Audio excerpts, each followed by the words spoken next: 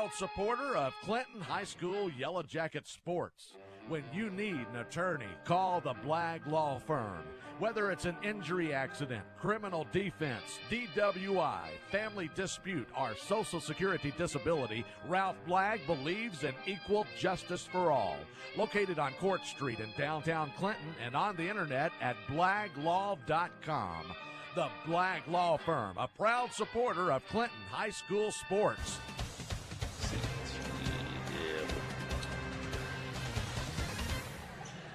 Lady Yellow Jackets trail 10-7 after one. It'll be Haven Stoltzfus, Reese McDonald, Sydney Standridge, Katie McJunkins, and Kinley Keith in for the first time tonight.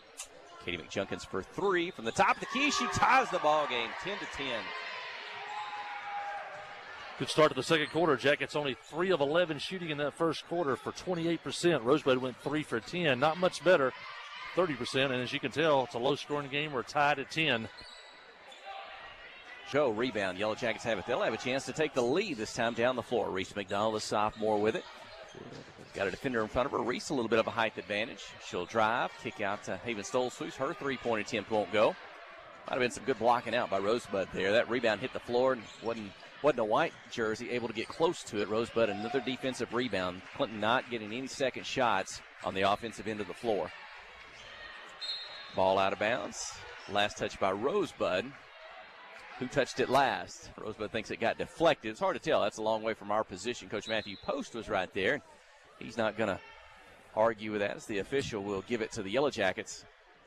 Yeah, both teams with 5 turnovers as we're just underway in the second quarter.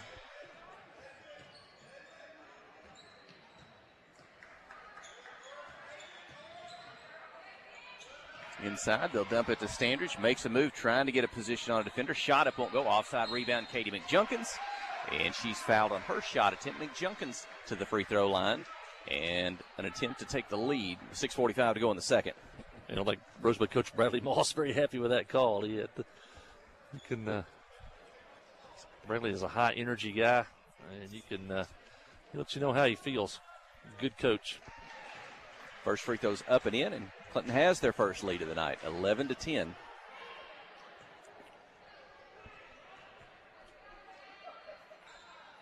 And the second, 12-10, full court press. It's like a 2-2-1 zone press. Stoltzfus, McJunkin at the top, followed by Standridge and Keith. Reese McDonald back on the drive, gets behind the basket, tosses it back out. Drive into the lane, kick out, looks for three from the left side. This one won't go. Rebound. Tipped around. Standridge has it. Gets it to Stoltzfus. Oh, and it's off the back of the foot of Reese McDonald. Now Rosebud in the lane on the drive. Draws the foul, and free throws upcoming for the Ramblers. Emily Norms stayed with that one, got the steal. Drove to the basket, drew the foul. Katie McJunkins now with 5 points. She only had 4 last night in that game against Harding Academy, so good to see her get off to a good start tonight against Rosebud. Free throw up and in. And Lacey Bell McJunkins returns to the ball game. She's a senior, Katie a sophomore. Yet to see Kylie Laster in the game tonight.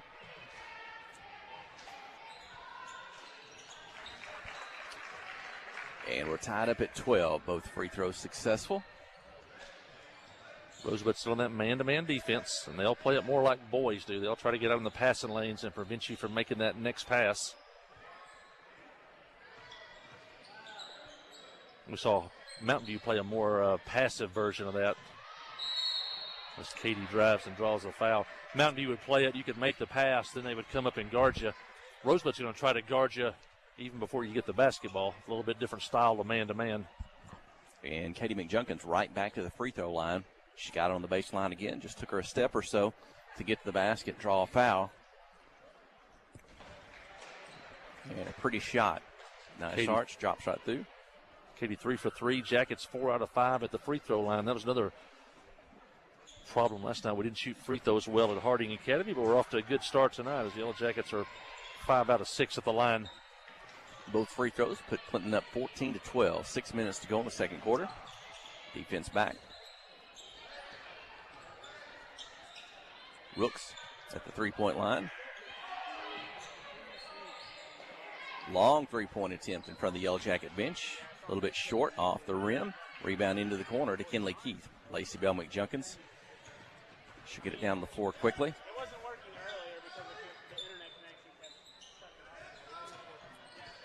Lacey Bell into the lane, kick out.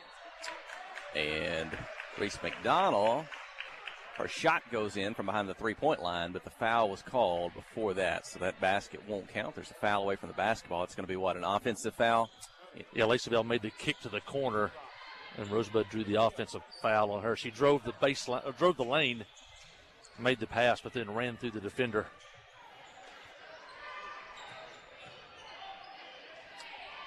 Ramblers shot up left side on the lane. Maybe just below the block. Ties it at 14. Kelsey Taylor now with 6 for Rosebud.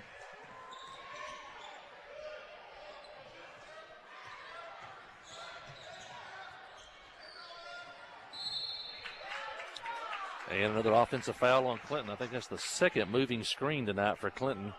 To go along with that one by Lacey Bell. Is that going to go against Sydney Standridge? Yep. And it's going to be her second personal foul. 18 fouls on the Lady Yellow Jackets. And Coach Matthew Post, you can play a lot of players in and out. You like to stay out of foul trouble if you can. Got into a little bit of foul trouble last night.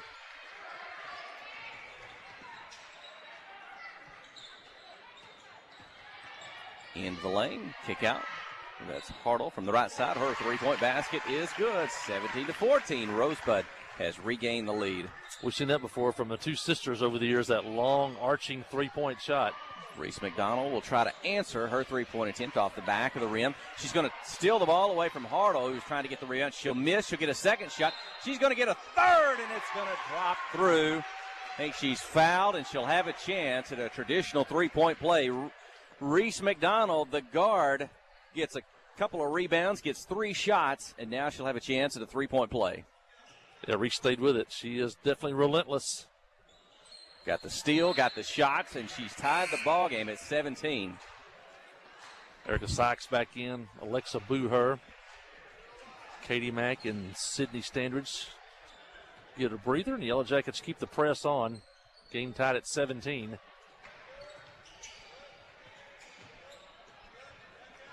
Rosebud working their way down. They'll get it across midcourt. Into the lane. Sykes defending. Good defense. Didn't foul. Missed shot. We're going the other way. Lacey Bell McJunkins.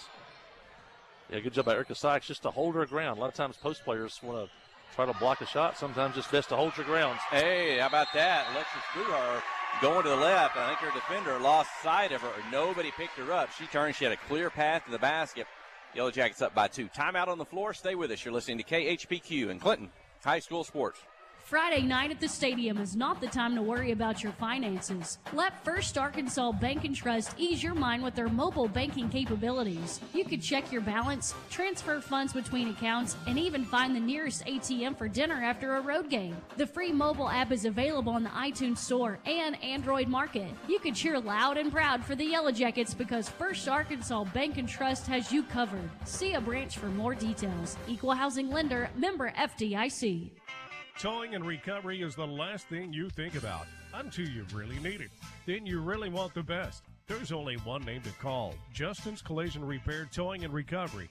They have the largest and latest model recovery fleet in North Central Arkansas. From small towing to heavy-duty towing, Justin's Collision Repair Towing and Recovery on Highway 65 in Clinton is the one to call, 745-2992. That's Justin's Collision Repair Towing and Recovery, 745-2992. Quickly out of the timeout. A steal, the press. Booher 2 points. Rosebud's going to answer on the offensive end. 21-20. Quickly down to Booher. Shot. Leads blocked. Rosebud comes away with it. So that you can't look away for a moment. The Yellow Jackets, even after a made 3-point basket by Rosebud, they're going to get down the floor quicker than you can turn and keep up with the action. Clinton leads by 1, 21-20. Looks on the drive, turns, miss, rebound inside. And I think a foul on the Yellow Jackets. See Erica Sykes, just her size and her height. She's doing good to not foul, not reach in, not go through with her arms. She's kind of changed the shot of the last couple of times that Rosebud's got in the lane. They've ended up with a couple of misses on the shot attempts. Now there's a foul there after that. They're going to get to the line, but just Sykes at her size, a little bit somewhat intimidating to those offensive players, making them change their shot once they do get to the basket. Yeah, we saw earlier just the holding her ground earlier was just enough to cause a missed shot. So a lot of times players try to block shots and get themselves in trouble. Rosebud, both free throws successful, 22-21. Sykes at the high post, back to the basket, looking to make a pass, hands it to Lacey Bell McJunkins, kick out. Reese McDonald, three-pointer attempt from the corner. It's off the rim. It's going to go out of bounds on the opposite corner. So back to Rosebud. Coach Tammy Johnson hustles over to the scorer's table. I think I see Miranda Widener and Brian Henderson was your public address announcer tonight. And let's see, who's running the clock tonight? Sure, we are. Three-point attempt from the right side. Rosebud won't go. Booher with a rebound. Turns. Keeps it herself down the floor.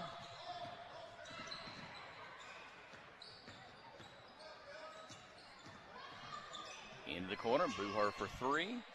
Basket. Good. Alexis Booher. Is that 7? What? 7 straight points for Alexis Booher, the junior. And Clinton back in front. We've got an entertaining ball game. Uh-oh. Rosebud goes down with an injury. Play carries on. They'll stop play when they can. And she either got tripped or she fell to the floor on her own out at the point. And looks like she knew that, I don't know if it was her ankle.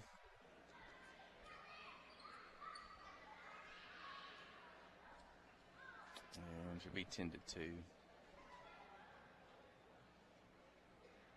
That may be Kendall Rooks. Coach Bradley Moss, assistant Austin Harrell, out on the floor. Now she'll be helped to her feet. And that is Kendall Rooks. She immediately grabbed her ankle, so I didn't really see anything where she grabbed her knee at all. Now she kind of gingerly walking to the bench with the help of Coach Moss, and checking into the game will be Clark for Rosebud. We'll be surprised to see her back again before the night's over. Well, as play continued on, the shot inside, a foul called. I believe that's Hartle. That'll be at the free throw line. Clinton now with 10 fouls here in the first half, so Rosebud's going to be shooting 2 free throws regardless for the remainder of the first half. Misses the first, though. Clinton remains in front by 2, 24-22. And the second one, short, off the rim. Rebound, Lacey Bell McJunkins. 2-point lead in the ball, just under 2 minutes remaining in the first half.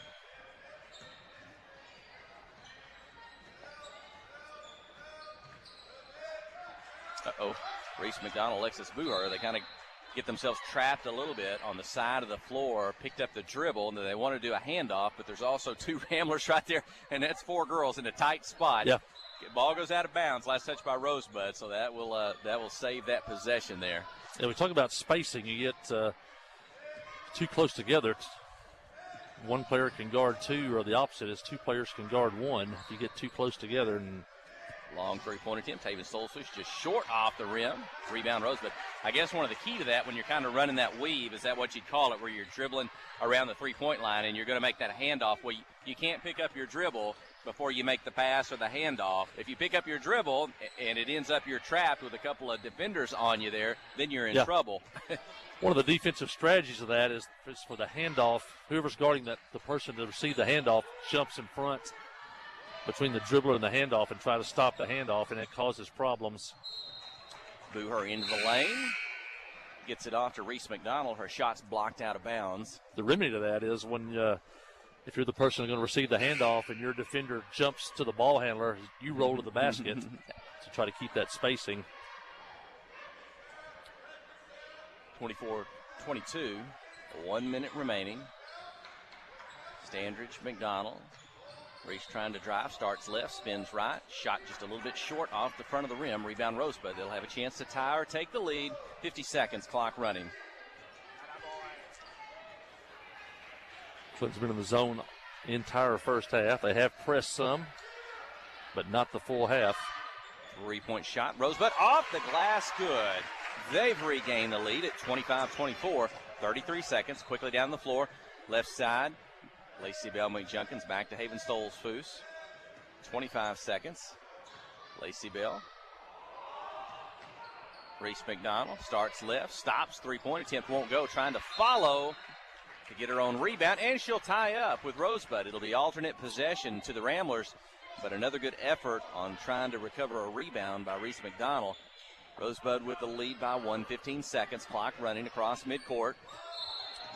And Haven Stoles-Foos gets too close on the move. She'll be whistled for a foul, so 2 free throws, the double bonus upcoming for Hartle and the Lady Ramblers. And it looks like Alexis Booher was out of the game momentarily. She's going to return for the final 12 seconds. That's 3 fouls now on Haven Stoles-Foos. Haven fouled out late in the fourth quarter last night against Harding Academy. Misses the first free throw. Booher in. And Haven out.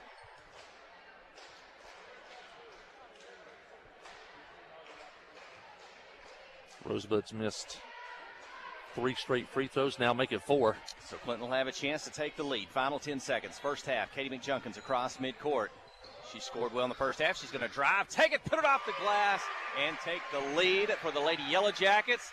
That'll do it. The first half comes to an end. The teams play it close. They trade the lead. It's 26-25. Yellow Jackets in front at the halftime break. Stay with us. You're listening to KHPQ in Clinton High School Sports. At First Security, we're proud of our home state. That's why we created a website that's all about Arkansas, just like us. Visit onlyinark.com for local travel, food, culture, sports, and so much more. You'll find everything from unique festivals to weekend plans to prize-winning recipes you'll pass off as your own. It's all in one easy spot, onlyinark.com. For all things Arkansas, visit onlyinark.com today. Brought to you by First Security, member FDIC. F.L. Davis Cash Lumber, your Ace Hardware store, is a proud sponsor of Clinton Yellow Jacket Sports. F.L. Davis Cash Lumber can help with your electrical, plumbing, paint, tools, hardware, and flooring needs. They're a full-service hardware store and lumber yard. F.L. Davis can provide you with everything you need for your residential or commercial projects. The knowledgeable staff is always on hand to answer your questions. Visit F.L. Davis Cash Lumber, your Ace Hardware store. Same place, now Ace. The Blagg Law Firm is a proud supporter of Clinton High School Yellow Jacket sports. When you need an attorney, call the Blagg Law Firm. Whether it's an injury accident, criminal defense, DWI, family dispute, or Social Security disability, Ralph Blagg believes in equal justice for all. Located on Court Street in downtown Clinton and on the internet at blagglaw.com. The Blagg Law Firm, a proud supporter of Clinton High School sports. Tonight's exciting Yellow Jacket basketball action is brought to you in part by these fine Yellow Jacket boosters.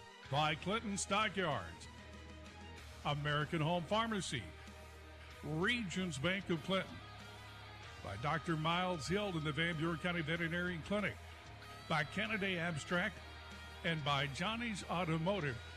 These fine Yellow Jacket boosters bring you tonight's game.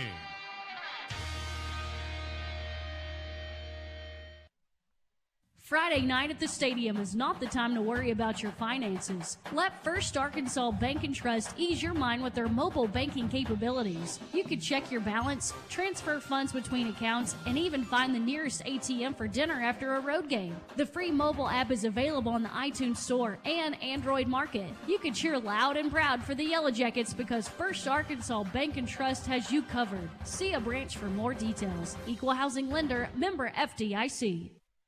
Find relief from painful varicose veins. I'm Dr. Landon Humphrey with Conway Regional Surgical Associates, and I'm here to offer you pain relief with a minimally invasive laser treatment. This in-office procedure results in reduced pain, better sleep, increased mobility, and much more. Join me at Conway Regional for a free vein mapping and get started with a treatment path tailored to your needs. Call 501-327-4828 for more information. Don't wait for pain relief. Schedule your appointment today. Towing and recovery is the last thing you think about until you really need it. Then you really want the best. There's only one name to call, Justin's Collision Repair, Towing, and Recovery. They have the largest and latest model recovery fleet in north central Arkansas. From small towing to heavy-duty towing, Justin's Collision Repair, Towing, and Recovery on Highway 65 in Clinton is the one to call. 745-2992. That's Justin's Collision Repair, Towing, and Recovery, 745-2992. Strong, dependable, ready for anything. The Clinton Yellow Jackets know what it takes to make a great team, and Grassroots Equipment is proud to support them. Take on the season with Massey Ferguson compact and utility tractors. They mow, load, handle hay, and more, all while delivering more of the power and versatility you've come to expect from Massey Ferguson. Experience the compact and utility tractors that will take you through the season strong at Grassroots Equipment. Ozark Health is a wonderful diamond in the rough, I call it. Living in a rural community, having access to healthcare is critical. It has been a blessing to our community. Not that I want to go to the hospital, this last place that I really want to go, but this is a place I'd recommend to anybody. There's nothing like the individual care that you get here. It's phenomenal. Our purpose for being here is to serve people. It fills me with pride that we're able to do that. Ozark Health, your community hospital.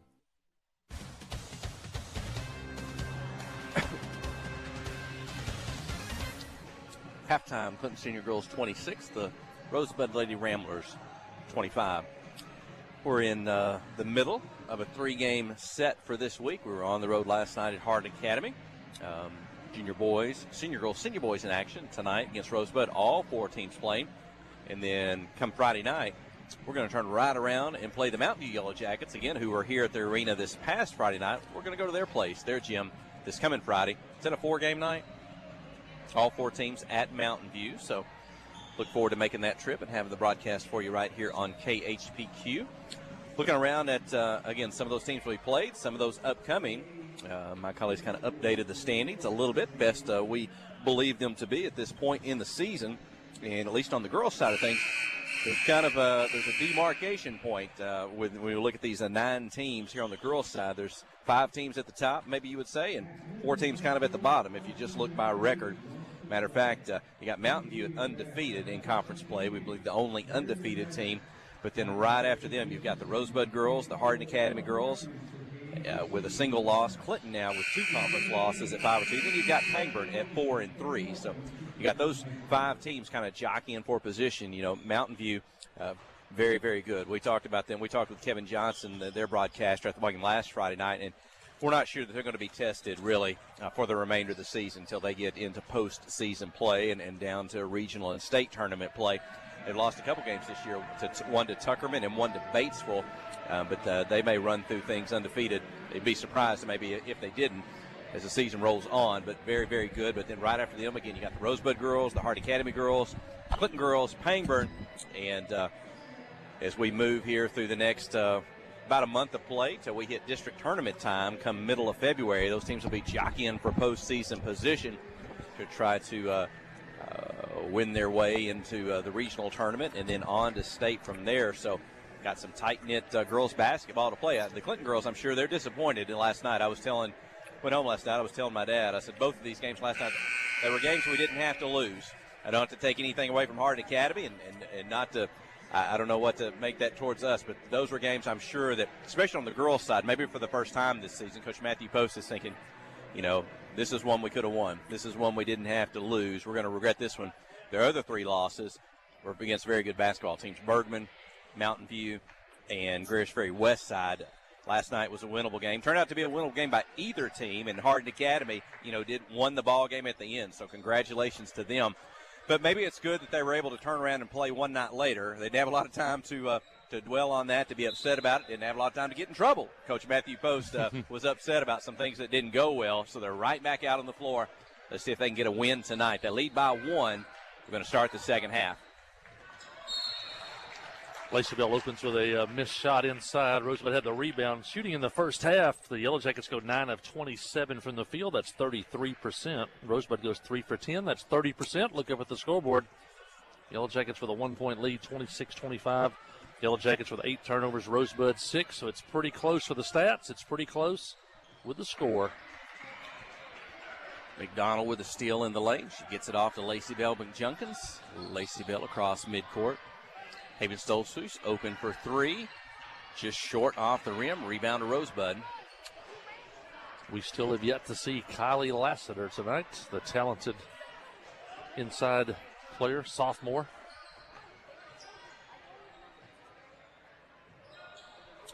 Three-point shot from the corner. It won't go. Erica Sykes with a rebound. Oh, good outlet pass up before Reese McDonald. 2-on-1 it turns into. And Booher, left side off the glass. Good. Well, Booher, is that up to, what is she sitting at now? 9 8 point points? for Alexa. Oh, I checked. They had a three-pointer, so make that 9. Her and Katie McJunkins, the sophomore, or Alexa's an 11th grader. Katie Mack, she has 9, so the Yellow Jackets are led by underclassmen here so far. They lead 28-25. And Booher trying to sneak from behind and get a steal. It'll end up being a travel and a turnover for Rosebud. Each team now with 8 turnovers. I'm trying to remember if Clinton had more than a 3-point lead. They didn't lead by Had a 4-point lead at 4 one points. time. I think it may have been 21-17, and Rosebud scored 5 points in a row, and now the Yellow Jackets once again with a moving screen. Maybe the That's third time moving of the night. screen to go along with a traditional offensive foul. And if you're keeping stats at home, and I can't imagine anybody's keeping stats at home, a offensive foul goes down as a turnover. And unfortunately, that's going to be the 4th personal foul on Erica Sykes. Erica got the start tonight in the ball game. She's going to leave with her 4th foul. And Sydney Standridge returns to the ball game. A shot, a miss, a rebound inside by Rosebud. They put it back in for 2. They cut the Clinton lead to 28-27. First basket of the night for Emily Smith of Rosebud. And they were led in the first half by Kelsey Taylor. Pretty play. With 10 Booher points. dribbled right behind the three-point line. Standridge broke to the basket down the middle of the lane. Booher hit her with a pass, and then a couple of defenders come up, and they're able to tie up Standridge, and it'll be alternate possession to Rosebud. Clinton opens the second half in full court pressure. We saw at times in the first half. Whoa, wow. And Standridge comes up, kind of from the blind spot to try to knock the ball away at midcourt. She's whistled for a foul. That is her 4th personal foul. So a little foul trouble last night, little foul trouble tonight now with Clinton with 2 players with 4 fouls with still 5:58 to go in the third quarter. Yeah, I think that one looked worse than it did to the fans. It might look like a foul, but it looked like a Rosebud player turned, looked, and the ball got knocked away. On the drive, off the glass, good. Rosebud has regained the lead at 29-28. Taylor now with 12 points for Rosebud. Kendall Rooks on the bench here as we start the second half. I see ice on her ankle. She may not return tonight. Stoltzfus on the drive from the right side. Shot blocked out of bounds. Keep it with the Yellow Jackets. And now we see Kylie Laster make her first appearance of the night as she checks in for Sydney Standridge. And let's see, Rosebud looks like they'll set Hartle up to defend. Laster's going to have a height advantage. Hartle may be a bit stronger, maybe more so than we saw last night from Hardin Academy, really a smaller team, a little bit leaner. Kylie had several shot opportunities inside last night, kind of tough inside the lane. Just a lot of those wouldn't drop through 4. Teammates looked to get her the ball, seemed like the last couple of games. Yeah, Kylie finished with 12 points last night. And the Yellow Jackets turn it over. Ball out of bounds. Just in front of Coach Matthew Post. Rosebud's man-to-man defense. They've done a pretty good job tonight. Uh-oh. And now it's going to be back court. And not sure she knew where she was. They inbounded the ball. We had a good look at that one. I think Bradley Moss didn't have as good a look as we did. She did have both feet in the front court and then stepped into the back court. He thought she is straddling the line, but we had a much better angle at that one. And you did at home, looking through the Yellow Jacket live stream. Stoltzfus for 3, misses. And Laster's behind the defender. She reaches up to take the rebound. Well, maybe that foul's, is it going to go against Rosebud? I thought they whistled Kylie Laster. No, they're going to get Rosebud with a foul. That didn't look like much by Laster, but for she was the taller player with her arms up there and getting the ball, but then you wonder if they're going to whistle her for a push from behind with body contact. Instead, it goes against Rosebud. Yeah, foul went against Hartle. That's her 3rd. Stolzfus on the drive, loses the ball momentarily, gets it back, gets a shot. It won't go. In traffic, picking up her dribble. Left side to Hartle for 3 from the left wing, just short off the rim. Long rebound. Is that Taylor? Able to get the ball, drive the lane, and get it in. Kelsey Taylor, she has 14 points on the night, and the Yellow Jackets miss on the other end. Taylor, maybe the smallest player on the floor for Rosebud, and most of those points are layups.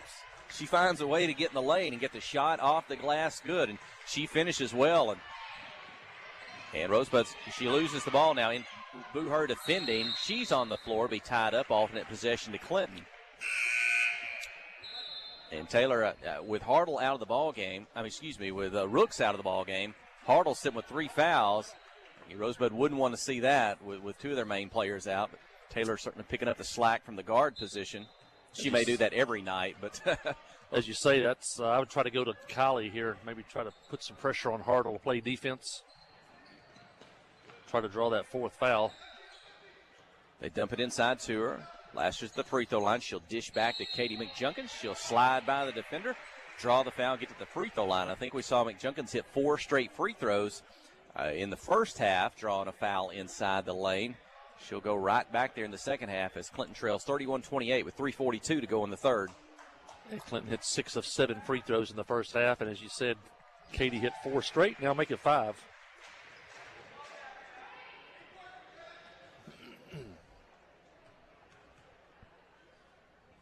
First one is good, second one as well, 31-30. Full court pressure by the Yellow Jackets. It's a 2-2-1 zone press. Middle of the floor, Taylor keeps her dribble, gets it across. Over to Hartle, open for 3, up, won't go. Laster for the rebound. Gets it to McJunkins, and Lacey Bell across midcourt. Reese McDonald turns, square, shoots the 3, drops it in. 33-31. Clinton has regained the lead. 10 points for Reese. She's in double figures. Yep.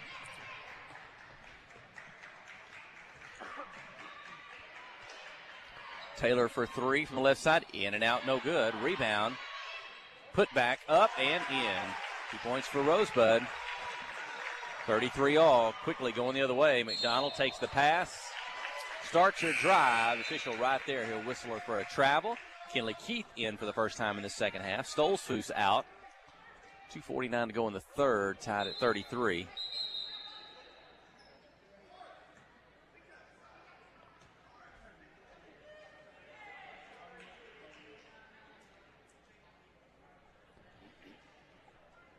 Delay in the action here.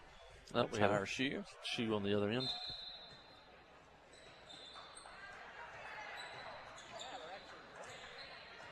It's a 2-2-1 press. It's the probably the least riskiest press that we run, just trying to give Rosebud some trouble getting across half court. Now Kylie's going to foul out near midcourt. Foul Hartle, and for the Yellow Jackets, that's their 4th team foul here in the second half.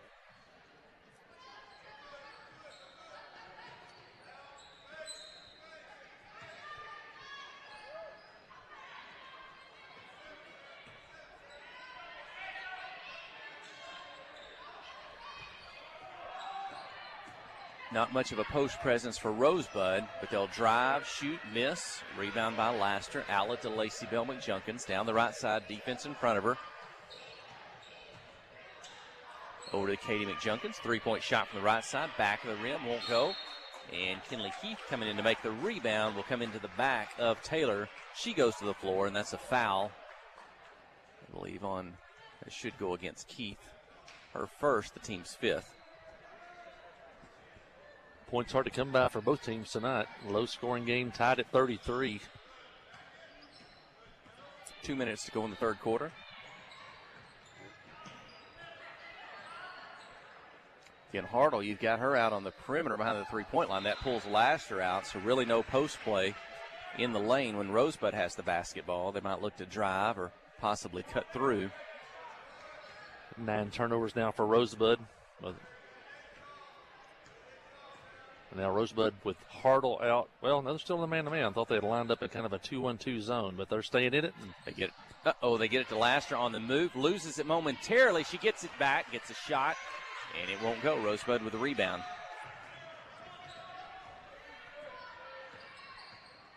Taylor into the lane again. Loses the basketball.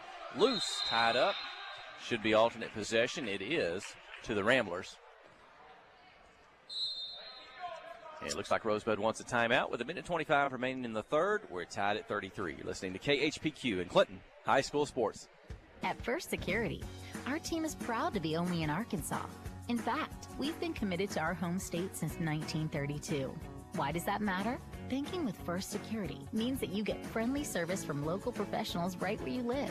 Decisions are made here, and so are relationships. From personal banking to business to mortgage, First Security is here for you. First Security, only in Arkansas. FSBank.com. Member FDIC, Equal Housing Lender. You know, life here wouldn't be the same without a sense of community. This is a wonderful place to live. The home of the Chuck Wagon Races, Greers Ferry Lake, and of course, Joe Lee Chevrolet. You know, Joe Lee Chevrolet is famous for fairness, honesty, and square dealing. Now for 4 generations. Sure, you can buy a new Chevrolet car, truck, any other place, but this isn't anywhere. This is home. They invite you to come on down to Joe Lee Chevrolet, where they have large rebates and incentives plus low interest rates. Joe Lee Chevrolet, Highway 65 South in Clinton.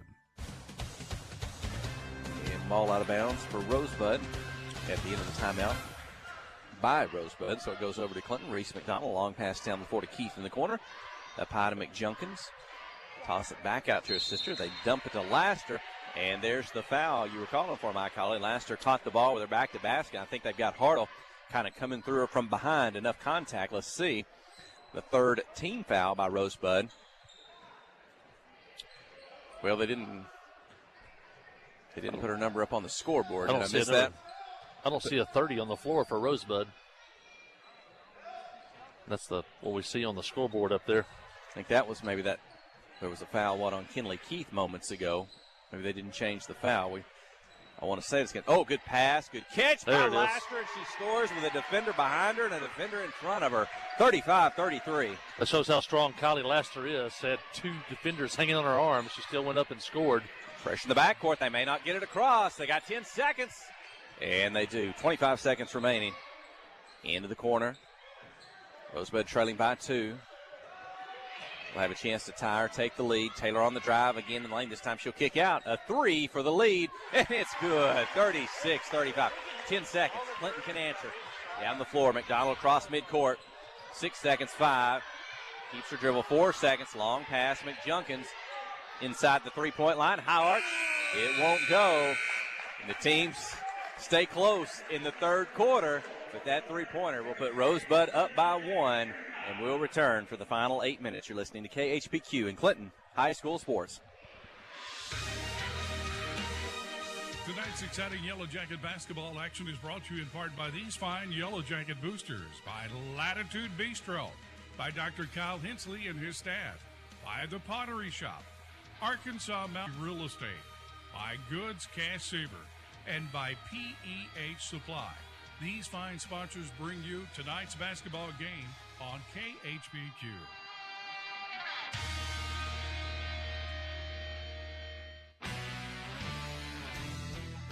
The all-new Cowboy Chrysler Dodge Jeep Ram and Clinton is gearing up for football season. Yep, we've got a huge lineup of Rams that are sure to fit all of your tailgating needs. So put on that lucky jersey and score huge savings during the summer clearance event. Can't wait to see you at the all-new Cowboy Chrysler Dodge Jeep Ram and Clinton and at cowboycdjr.com.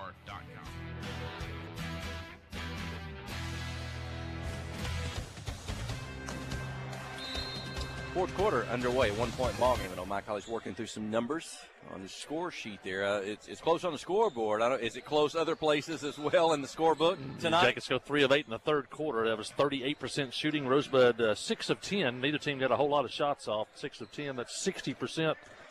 And for Rosebud, and the game is 36-35 Rosebud as we enter the fourth quarter. It was a 26-25 lead for Clinton at the half. And now it's a Rosebud 1-point lead as we start the final quarter of play. And the Yellow Jackets turn it over. That is 12 turnovers of the night for Clinton. And 10 for Rosebud. Taylor for Rosebud. Is she the leading scorer on the night? She Rosebud? is. Yep. 14 points for the night for Kelsey Taylor. Shot up won't go. Rebound. Lacey Belmont Junkins has it. Again, Kendall Rooks left the ball game. Looks to be an injured ankle in the second quarter. Doesn't look like she'll return for the night. Reese McDonald for three. 38-36 as Taylor leads the Ramblers. I believe that's going to put Reese McDonald leading the Lady Yellow Jackets in scoring. Yeah, 13 points on the night for Reese McDonald. Jackets with a 2-point lead. That's the two guards for each team leading their teams. Foul on the Yellow Jackets, and now we're going to be, 7+, so 1-and-1 opportunity for Hartle and the Ramblers. So Clinton with 7, Rosebud with only 3 team fouls here in the second half. Hartle's 0 for 4 tonight at the free throw line, but she's got a couple of 3-point baskets.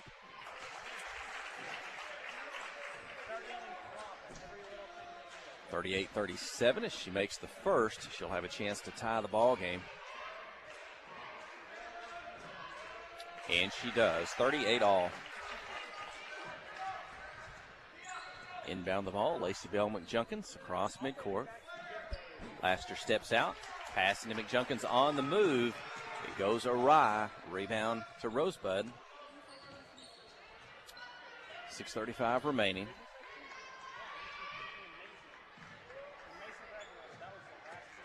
I mentioned Emily Smith, number 25, down there in the corner in your screen. Hadn't scored all night. She got 7 points in that third quarter. She's got it again. Open for a three from the corner. This one won't go. Rebound, Katie McJunkins. Uh-oh. I thought she might have double dribbled. I thought she picked up a dribble there for a moment. Maybe just in that swing around. She didn't. Kinley Keith drive the baseline. Toss it back out. McJunkins in front of Coach Matthew Post and the Yellow Jacket bench. Katie's going to drive in the lane. Kind of slide, step, draw a foul. And McJunkins back to the free throw line. Is she 6 for 6 on the night? She is. She gets into the lane or gets set for a shot under the goal, draws a foul, and very effective for the Yellow Jackets tonight. Clinton 8 of 9 at the free throw line. They've needed every one of those as we're tied at 38 with 6:02 left. And the left-hander gets the first to put Clinton back in front by 1.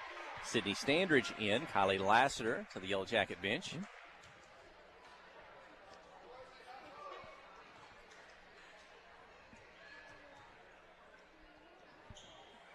And she gets the second.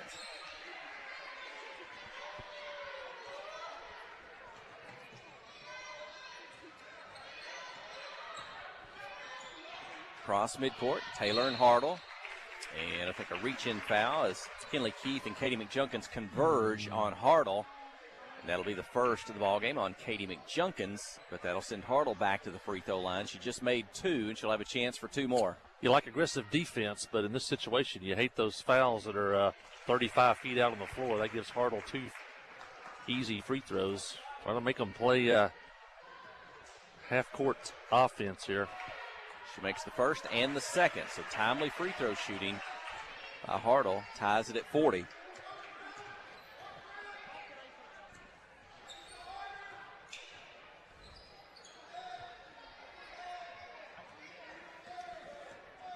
Rosebud still man-to-man. They've been there all night long. They and a get steal the passing lanes. On the weave, down the floor, a run out, off the glass, good. Rosebud back in front. Quickly inbound to McJunkins.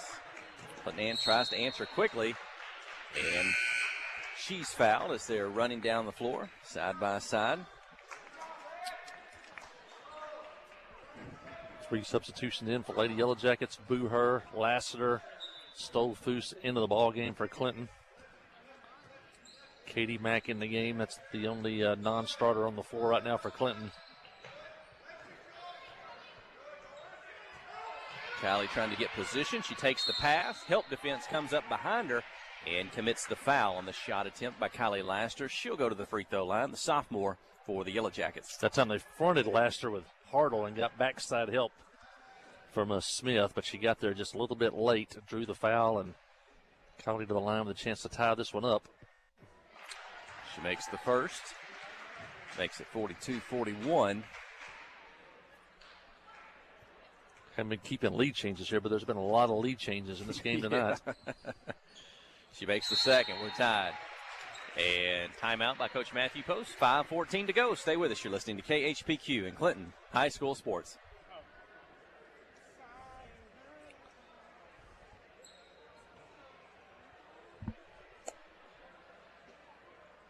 I think we're still here. We're still here for the fourth quarter.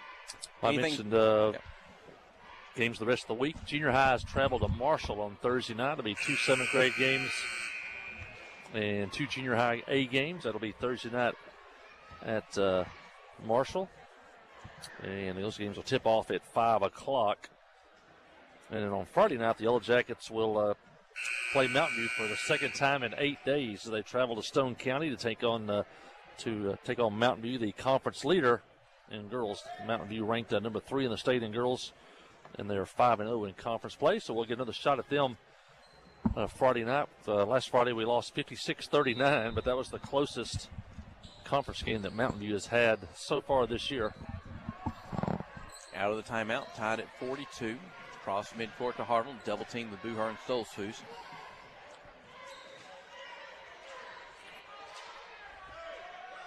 I believe Haven Stolzfus, she playing with 4 fouls, as well as Erica Sykes, currently out of the ball game, but off the screen, count the basket and the foul. Laster with a foul, a chance at a traditional 3-point play. Really nice set play that time by Coach Moss of Rosebud, running off that screen. Kylie got there a little bit late, tried to block the shot, and they got called for the foul reaching in.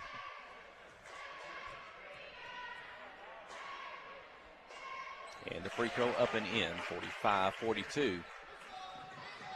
Norton's 5 for 5 at the line to go along with 2 baskets. She has 9 points tonight, and Rosebud now with a 3-point lead. 3 points may be the biggest lead by either team in the second half, as it's either been tied or a one-possession ball game. Laster takes the pass inside. Shot up won't go. Gets her own rebound. The follow is good. 45-44. Need to keep going for Kylie. I don't think they have an answer for her inside. Pressure in the backcourt. Rosebud gets it across. Drive the basket. Shot blocked by Lassiter, but she's whistled for a foul. Guards are letting Rosebud's guards get away, and then they're driving the lane. Then Kylie's having to try to guard the basket. No, they're going to call in Stolzfus. Stolzfus, I think, was coming from behind. Lassiter got the block, but for Haven Stolzfus, that will be her 5th personal foul. She will leave the ball game. Reese McDonald returns. 4:13 to go.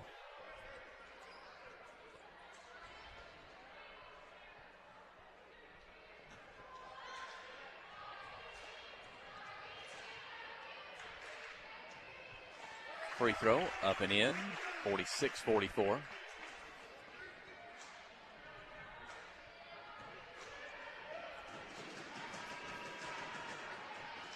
.413 remaining. Second free throw misses. Laster with the rebound. So a 2-point game. Benton will have a chance to tie or take the lead. Lacey Bell McJunkins across midcourt. Keeps her dribble into the lane. Couple defenders in front of her. She gets it up. It won't go. Laster for the follow. 46-46. Boy, Kylie Laster coming up with some big points here. Laster didn't play the first half. Came in midway through the third quarter. She now has 8 points. Double team. Rosebud's in trouble. Oh, no, got away. But it's knocked loose now. Reese McDonald has it across midcourt. One defender in front of her, one on her side. Dumps it across the lane to Buhar. Turn, spin, shoot, foul. Alexis Buhar to the free throw line. The defense triggered that, and now Clinton will have an opportunity to regain the lead. That's the frenetic pace that Clinton would like to play at. Got Rosebud kind of trapped up here near midcourt and got the steal. That's the type of place that Clinton would like to play the rest of this game. Alexis misses the first. She'll have a second. Third foul on Taylor for the Ramblers. Misses the second. Laster for the rebound. Shot won't go. Tipped around. McJunkins has it. To keep the possession alive. Buhar alone in the corner for 3. It's good. Alexis Buhar another three-pointer. She had one in the first half. She's giving Clinton a 3-point lead. Hey, we need those 2 free throws. She will take 3 for 2. Into the corner. Rosebud will try to answer. The three-pointer is good. How do you pronounce her last name? Emily Smith. Okay, I was thinking of 23. Smith, Yep. That's her, second three-point field goal. 49-48. Ball inside. Tied up. Alternate possession to Rosebud. With some big shots, some big plays. These two teams are playing as even as you can tonight from start to finish. Pretty good games by both. A few turnovers here and there. A few passes being picked off by either team. Not a perfect game, but just about as even as you could call it. And neither team, I don't think, has had more than a 3-point lead here in the second half. Currently, we're sitting at 1, 49-48. Oh, Booher for the steal. It's knocked out of bounds. Anticipating the pass across midcourt. Keep it with Rosebud. Good anticipation by Alexa. Just a second late. Almost had a steal. Drive the lane. Laster defending. Misses the shot. Rosebud comes away with a rebound. McDonald defending. Body contact. She's kind of leaning on Lawrence there. And the foul is going to be called on Reese McDonald.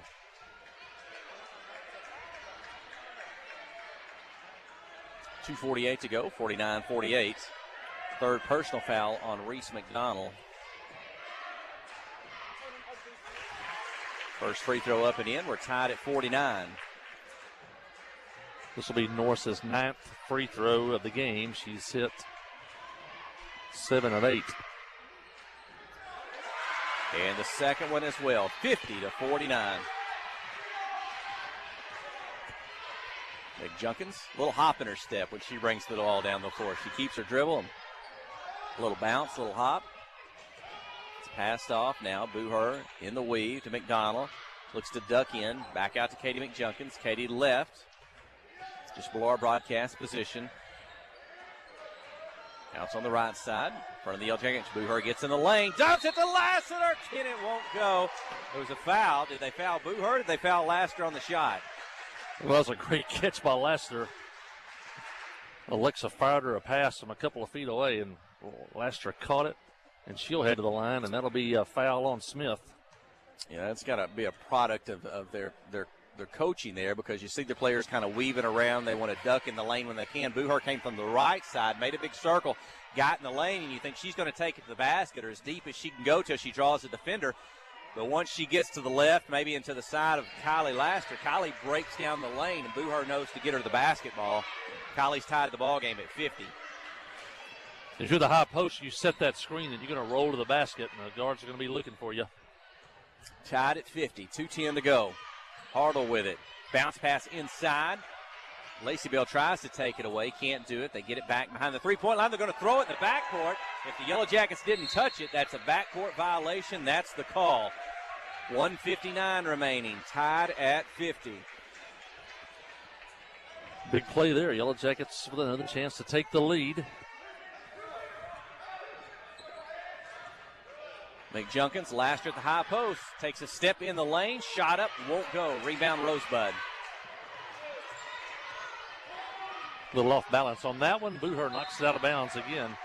She saw that pass coming from Taylor again across midcourt. She knocks it out near the scorer's table. Rosebud resets. Inbound the basketball. Minute 44, clock running, tied at 50. Now the Yellow Jackets have gone man-to-man. Behind the three-point line, open for a shot. In and out, falls off the rim. Laster battling for it, reach in. Going to be tied up. Alternate possession to Clinton. They did everything but go in on that one. As Clark almost hit the three. Possession arrow belongs to Clinton. The game's been tied at 50-50 since the 2:20 mark. Both teams running their offense. Nobody's tried to slow it down. Coach Matthew Post, though, will take a timeout with a minute 22 to go. Stay with us. You're listening to KHPQ in Clinton High School Sports. Wherever the river flows and however the game goes. The River Company is a proud sponsor of Clinton Yellow Jacket Sports. Just like in sports, you want someone who has your back. The professional team at the River Company Insurance does just that. They'll work hard to find you the most coverage at the best possible price. Whether it's business, farm, ranch, personal, or automotive, the team at the River Company will get you exactly what you need. Sports is a team effort, so come join the team at the River, formerly S&P Insurance. Friday night at the stadium is not the time to worry about your finances. Let First Arkansas Bank and Trust ease your mind with their mobile banking capabilities. You can check your balance, transfer funds between accounts, and even find the nearest ATM for dinner after a road game. The free mobile app is available on the iTunes Store and Android Market. You can cheer loud and proud for the Yellow Jackets because First Arkansas Bank and Trust has you covered. See a branch for more details. Equal Housing Lender, member FDIC. Clinton with 10 team fouls. So Rosebud will be shooting the double bonus on any type of foul for the remainder of the contest. Rosebud with 8. Clinton would be in the 1-and-1. Inbound the ball. Katie McJunkins going to drive. Gets a step on her defender and draws the foul going to the basket. So I think for the 5th time tonight, McJunkins has drawn a shooting foul. She's going to go to the free throw line. What is she, 8 for 8 on the night? 2, 4, 6, 8 for 8. Yep, that was a case that time where Rosebud did not switch on that screen, and then Katie Bell made the turn on the screen. She had a clear path to the basket.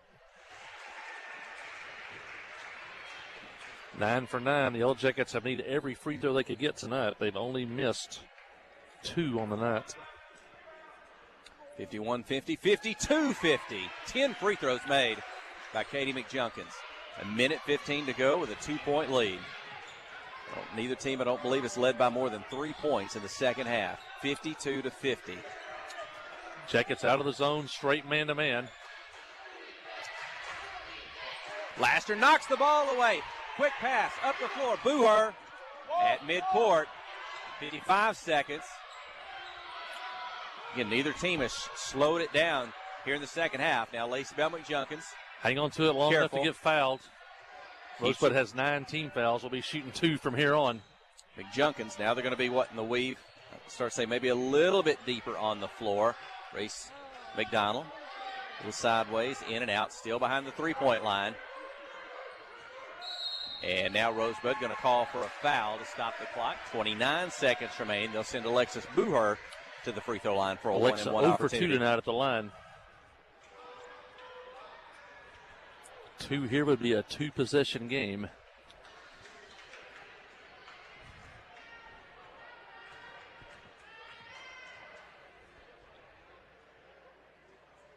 Alexis' first one, in and out.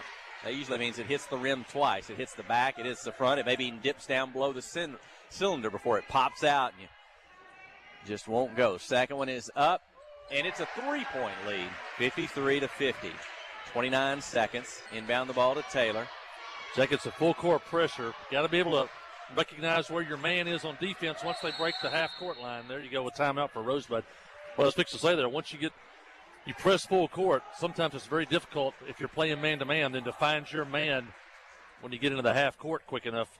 I think one of the reasons Clinton went to man-to-man was because Smith kept getting open in the corner against our zone, getting those wide open looks on the three. So now we're trying to guard the shooters.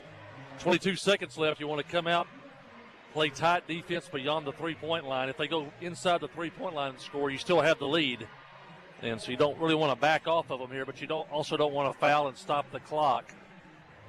But you want to play good, solid defense beyond the three-point line. 22 seconds.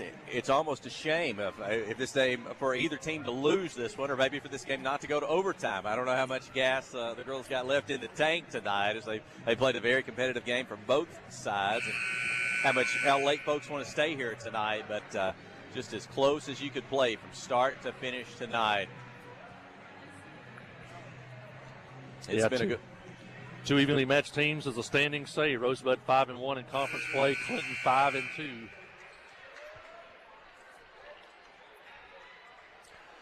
Bradley Moss, on the other hand, still got 22 seconds left. You could go get the quickest two-pointer you can get and then foul and stretch the game out as long as possible.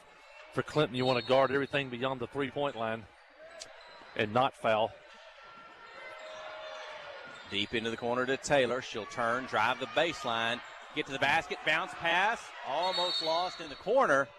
And Rosebud going to quickly call another timeout as the ball got away momentarily. They recover, but they kind of got out of sync maybe of what they wanted to do. Got to be careful flashing for steals here, because if you don't get them, then they go behind you. That time, Lacey Bell aggressive, playing hard, tried to intercept that pass in the corner, and it got to her. Then I gave a clear path down the baseline. If you have to, go ahead and let her catch it, and then get between her and the basket. Just want to play defense right now with 17 seconds left without fouling. And if they run away from the basket, go ahead and let them go. When they run toward their basket, then you're going to guard them and try to stay between them and the basket. 3-point shooters for Rosebud. Yes, Emily Smith has 2 tonight. And, of course, Hartle, she had 2, and both of those were in the first half. And then Kelsey Taylor also has 2. Both of those came in the first half. So they have a total of 2, 4, 6 3-pointers on the night. 4 of those came in the first half. But, of course, we know what a great shooter that Hartle is. And then, of course, Taylor and Smith. And unfortunately, Kendall Rooks injured in the second quarter with an ankle injury. Looks like she's maybe got that ice down on the sideline. Was not able to return. So she's out of the mix here as Rosebud's going to try to. It's an odd spot to throw the ball in on the sideline near the baseline. They run toward half court. And a steal by McJunkins. She's fouled, and Lacey Bell to the free throw line. Well, you put Kylie Lassiter up to guard the inbounds pass, and that creates a problem with Kylie's stretch and size. And the bounce pass in, Lacey Bell McJunkins jumps in the passing lane, picks it off, draws a blocking foul from Taylor. Taylor goes hard to the floor, and she's trying to shake that one off. That's her 4th personal. 15.9 to go. 3-point lead. Lacey Bell McJunkins at the free throw line. That's a good point. You put a tall player with long arms guarding the inbounds, you pretty much eliminate throws to the basket. They have to be high. If not, you got to throw them out toward midcourt. That was a good coaching move by Coach Matthew Post. And Lacey Bell, who hasn't scored since the first quarter, gets a huge free throw here. Makes it a 2-possession game. The first 4-point lead of the second half. The first 5-point lead of the second half. No fouls. No fouls. 13 seconds. Taylor with it down the floor. She's going to pull up outside the lane. 12-footer good. Quick timeout by Rosebud. 8.5 to go. So good job by Taylor. She has scored well tonight. She does it there. Takes the 2 that the defense will give her and stops the clock with 8.5. Yeah, 16 points on the night for Taylor. She's had a really good ball game. Good move by Coach Moss to get that timeout. Stops the clock. Still 8.5 seconds left here. Yellow Jackets, if you can't get the ball in bounds, go ahead and use that timeout. Can't run into an offensive foul here. I'm sure Coach Moss has something up his sleeve over there. He used to play for one of the great strategists, and Johnny Taylor, as part of that Rosebud State Championship team under Johnny Taylor, and he's a mentor of his. So you never know what he may have up his sleeve here to try to draw an offensive foul.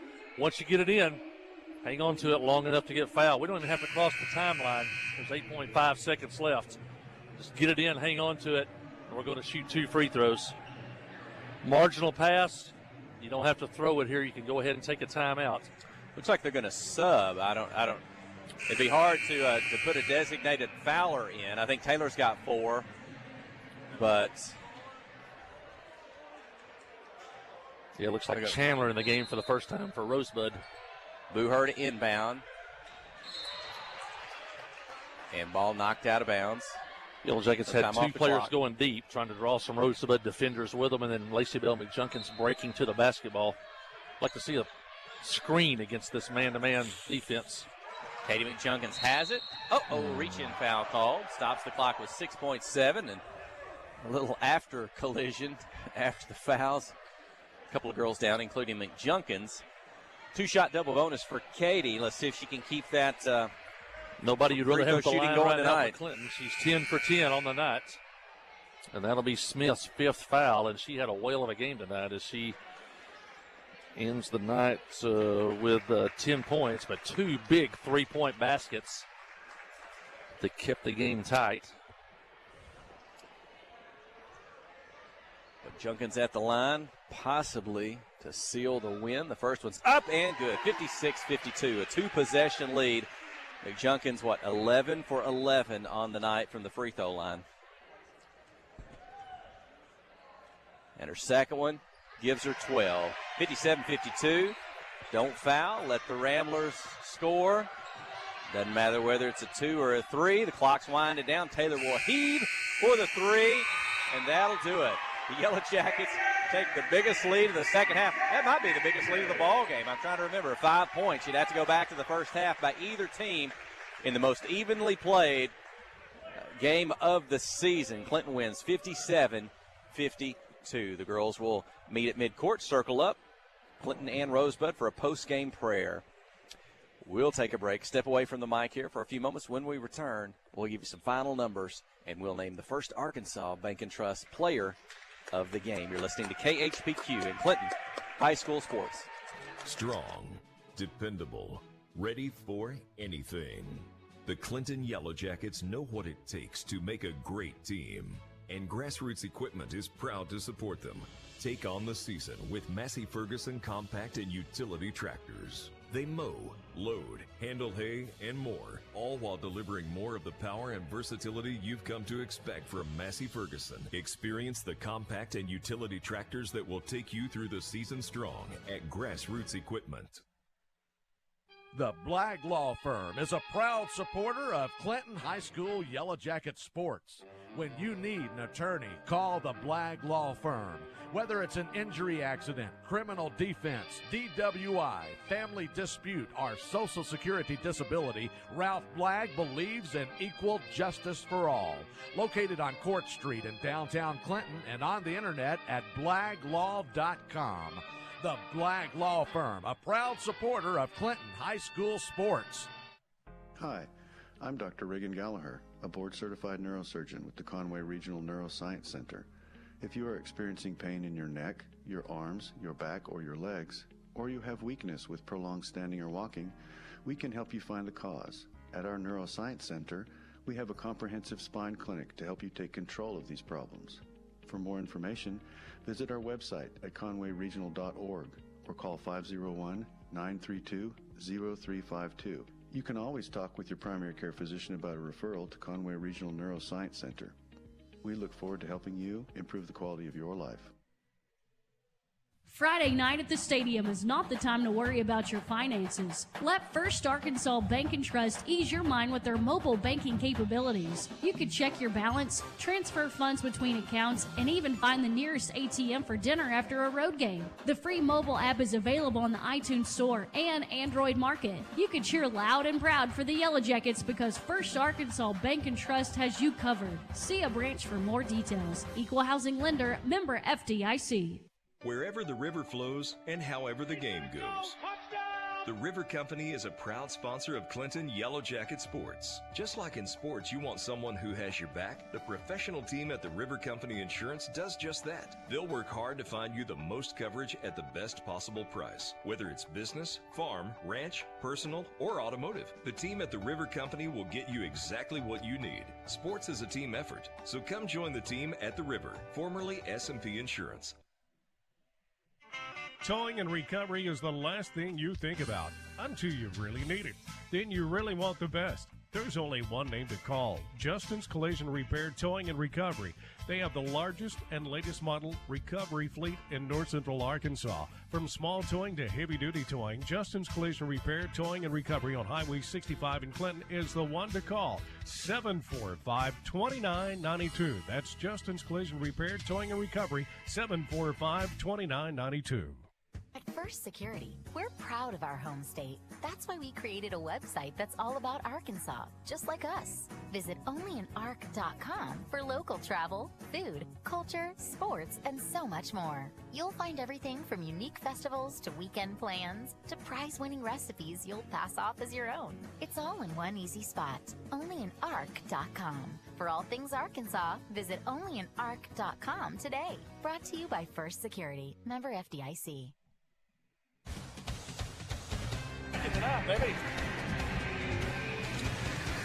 And we're back to the arena as the senior boys are warming up out before the music's a little loud right now. We'll talk through it. Hopefully you can hear us okay. Back to the arena. Well, last night we were at Art Academy, one of the Wildcat folks in the concession stand after the girls' game asked me, how was the game tonight? Did you enjoy it? I said, yeah, it was a good close game. You could hear the crowd at the end. Could you hear from the concession stand? They said, yeah. And I said, those are the games you like to broadcast. And the close games, the competitive games, they're actually more fun for us than the blowout games sometimes, even if the home team wins and you're for them.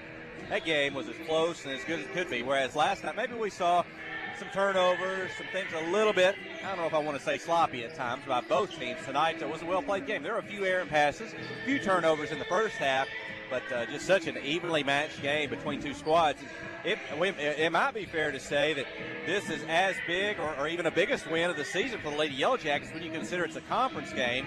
Rosebud had only lost one game in the conference slate coming in tonight. Clinton had lost two. Clinton has evened up that slate now to stay, near the top of the conference race, and to come back after that loss last night to win a game like this that went down to the very end, with either team. Big win for the girls. Huge win, especially a bounce back after such a tough loss last night to come back and beat a quality team in Rosebud. Like I say, there's going to be a real jumble for that. Who's going to, for the most part, finish second, third, or fourth. And the Yellow Jackets get a big win tonight that they needed at home. Look at some of the numbers. One of the numbers that jumps out, so the Yellow Jackets went 20 of 25 at the free throw line. That's 80%. Rosebud was 15 of 21 for about 58% at the free throw line, but 20 of 25, and Katie Mack had 12 of those, 2, 4, 6, 8, 10. She was 12 of 12 at the free throw line. And the Yellow Jackets' biggest lead of the night was the final lead at a 5-point win, 57-52, I believe. That was our largest lead of the ball game.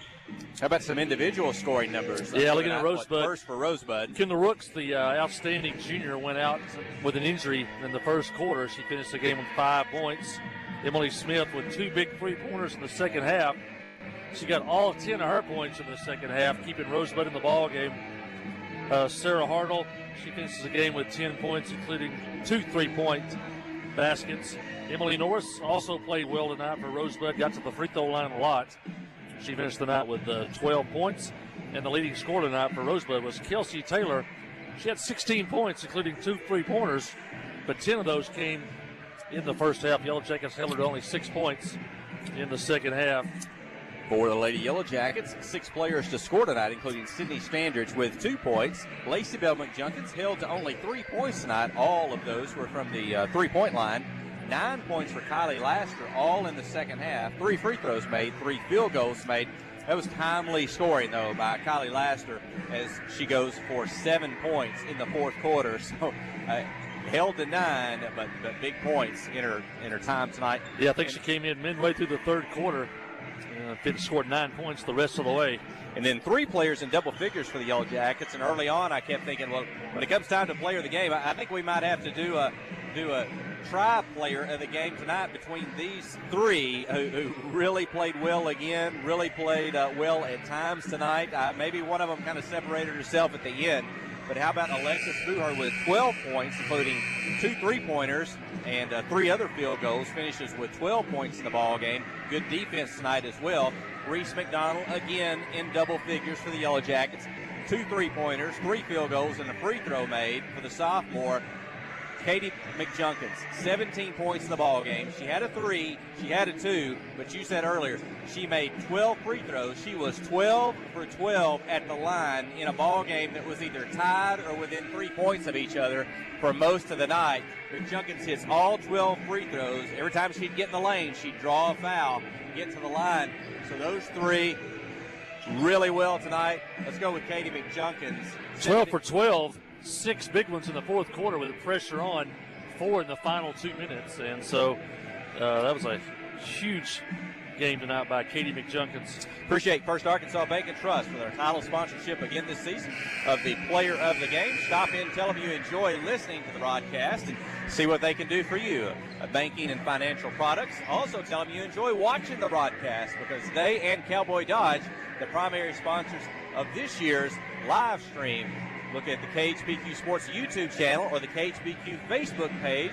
Ryan Jones, our video engineer. Huey Moran, also one of our cameraman and engineer, broadcasting the game tonight. Video audio tuned in with you. And so however you joined us tonight, you saw a good ball game. First Arkansas Bank and Trust, all of our sponsors, a big part of making that happen. Hey, I will mention the shooting, really interesting shooting. Both teams really heated up in the second half. If you remember the first half, Clinton shot 33%, Rosebud shot 30%. In the second half, both teams shot 50%. Yellow Jackets 7 of 14, Rosebud 9 of 18. And so after a slow start, both teams really heated up in the second half. In fact, the game was a one-pointer at the half. Clinton led 26-25. Rosebud led 36-35 going into the fourth quarter. The game was tied at 42 with 5:14 left. It was tied at 50 with 2:20 left, and the Jackets took the lead 52-50 with a minute 15 left, and they would go on to win by a score of 57-52, and that sets us up for what should be another good ball game here between Clinton and Rosebud in senior boys action. Let's go ahead and take one more quick break. When we return, we'll be ready for senior boys basketball. You're listening to KHPQ and Clinton High School Sports.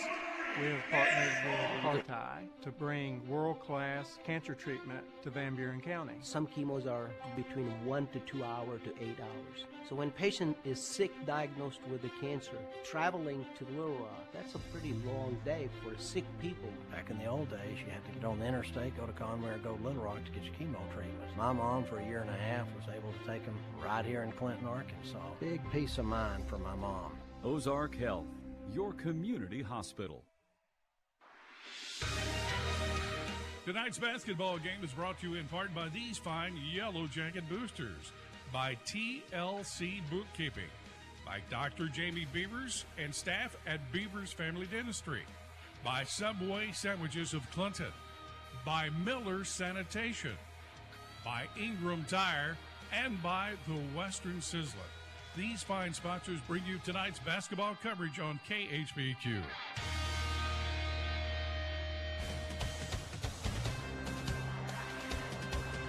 A little preview on Rosebud before we tip this one off. Yep. Rosebud comes in tonight with a record of 7 wins, 5 losses on the season, 4-2 in conference play. Austin Harrell is second year as head coach for Rosebud. The last 3 years, 4-21 for Rosebud, 3-25, and 4-22. He's already won 7 games this year. They won a total of 11 games the last 3 seasons. And so Austin Harrell, former basketball player at Harding University, is turning this Rosebud program around, and it should be a good game tonight. It'll be the youthful sophomores of Rosebud and the veteran seniors of Clinton. Clinton senior boys, Lathan Newland, Jasper Burgess, Harrison Hall, Nathan Farmer, and Zach Alexander. As you said, all seniors for Coach Cole Gardner. Pass inside to Nathan Farmer. He scores 2 to start the ball game. Clinton off to an early lead. Boys looking to bounce back from that loss on the road at Hart Academy last night. That was another game that was close throughout the ball game. Both teams had leads at times. Neither team was able to pull away.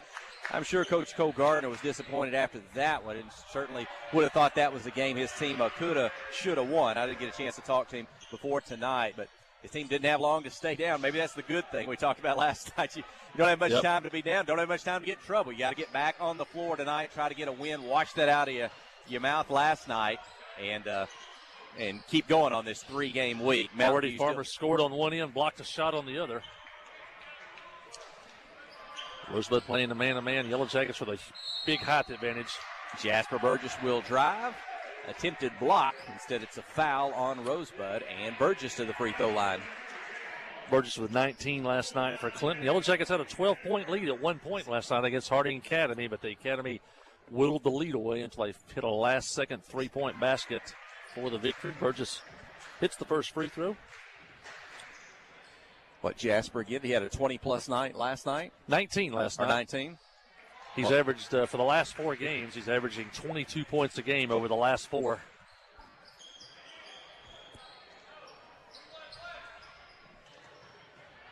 On the drive to that, Farmer with another block. Jasper Burgess comes away with it. Bounce pass ahead to Harrison Hall, or just to his side. Harrison will drive the basket, put it off the glass. Good. A 6-0 lead for the Yellow Jackets. 6:40 in the opening quarter. You can see Harrison Hall took a good start. And there's Reese Hip, the star guard, the sophomore for Rosebud, number 1. Shot up won't go. Clinton with a rebound. Rosebud may not get a lot of second shot opportunities. Jasper Burgess, the jumper, won't go. Farmer, height inside, ball knocked away. Then he pokes it out to Zach Alexander. Zach's shot blocked out of bounds. Remember last season, Rosebud Junior High rolled through the season. They beat the Yellow Jackets pretty good twice. They beat everybody pretty bad. But then by the end of the year, the Yellow Jackets defeated them in the district championship game in Marshall. And a lot of those kids up there for Rosebud were on that team last year. So 4 players, I think, all ready to score for Clinton. Alexander, Hall, Farmer, and Burgess. Zach's such a smart player. He got the ball. He got kind of under the basket a lip, but he knew the defender was on his back, so he was able to kind of go up and do a reverse layup, put it off the glass good, and an 8-0 lead. Yeah, Jackets off to a hot start. Ball out of bounds on Rosebud. Give it to the Yellow Jackets.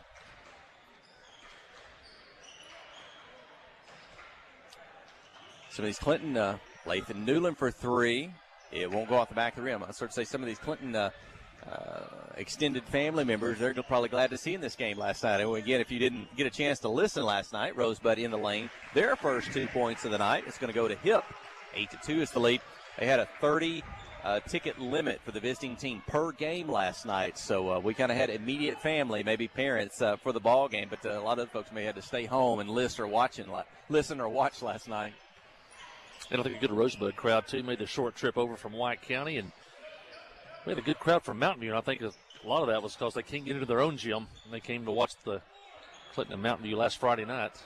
Jasper Burgess behind the screen. 3-point attempt won't go. Rosebud comes away with the basketball. Clinton leading 8-2, 4:50 remaining in the first quarter. Shot and a miss. Nathan Farmer with the rebound. Newland up the floor to Burgess. Defender there. He'll slide by and put it off the glass good.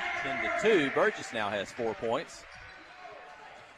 This might be one of those nights where Jasper, he might be able to do about whatever he wants to, at least athletically, and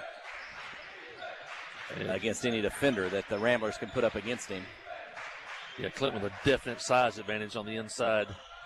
Jasper with a rebound. Down the floor, gets by 1. Takes it into the lane. Couple more there. He'll put it up. It won't go. He'll get his own rebound. They'll strip it low, out of bounds. Keep it with the Yellow Jackets.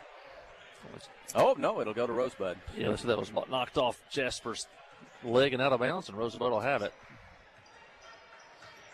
The Ramblers have 9 players here tonight. Good pass. On the break, to the basket, 10-4. 2 points for Ray. Just under 4 minutes remaining, first quarter. Jasper Burgess, quick. Catch and shoot 3 from the right side, 13-4. He has 7.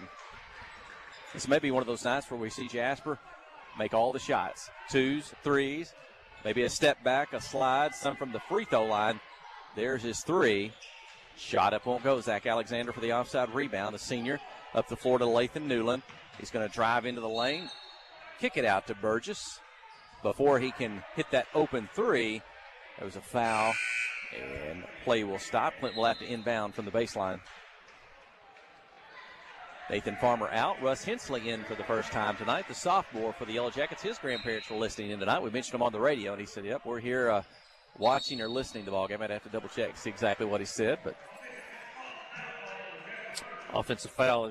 Something Jasper led with his shoulder. Not sure about that. The defender was kind of bouncing along with him there, but the Yellow Jackets turn it over.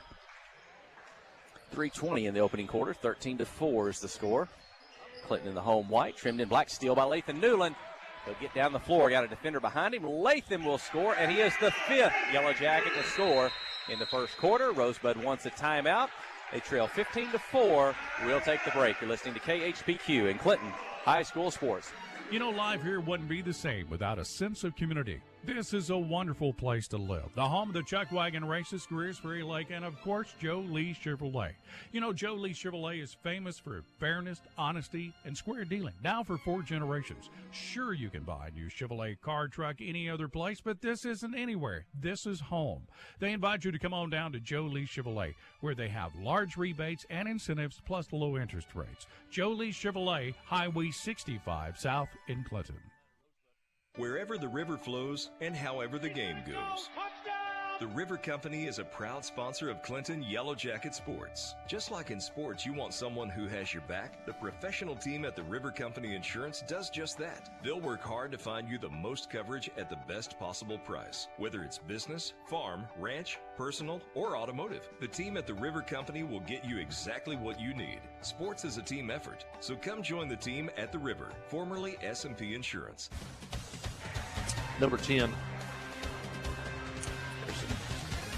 2 points for Rosebud out of the timeout. Clinton basketball. Lathan will walk it across midcourt. Harrison Hall behind a screen, but he's unable to get a shot off. And then players jockeying for position. I think that's going to go against Rosebud. I think defending Russ Hensley.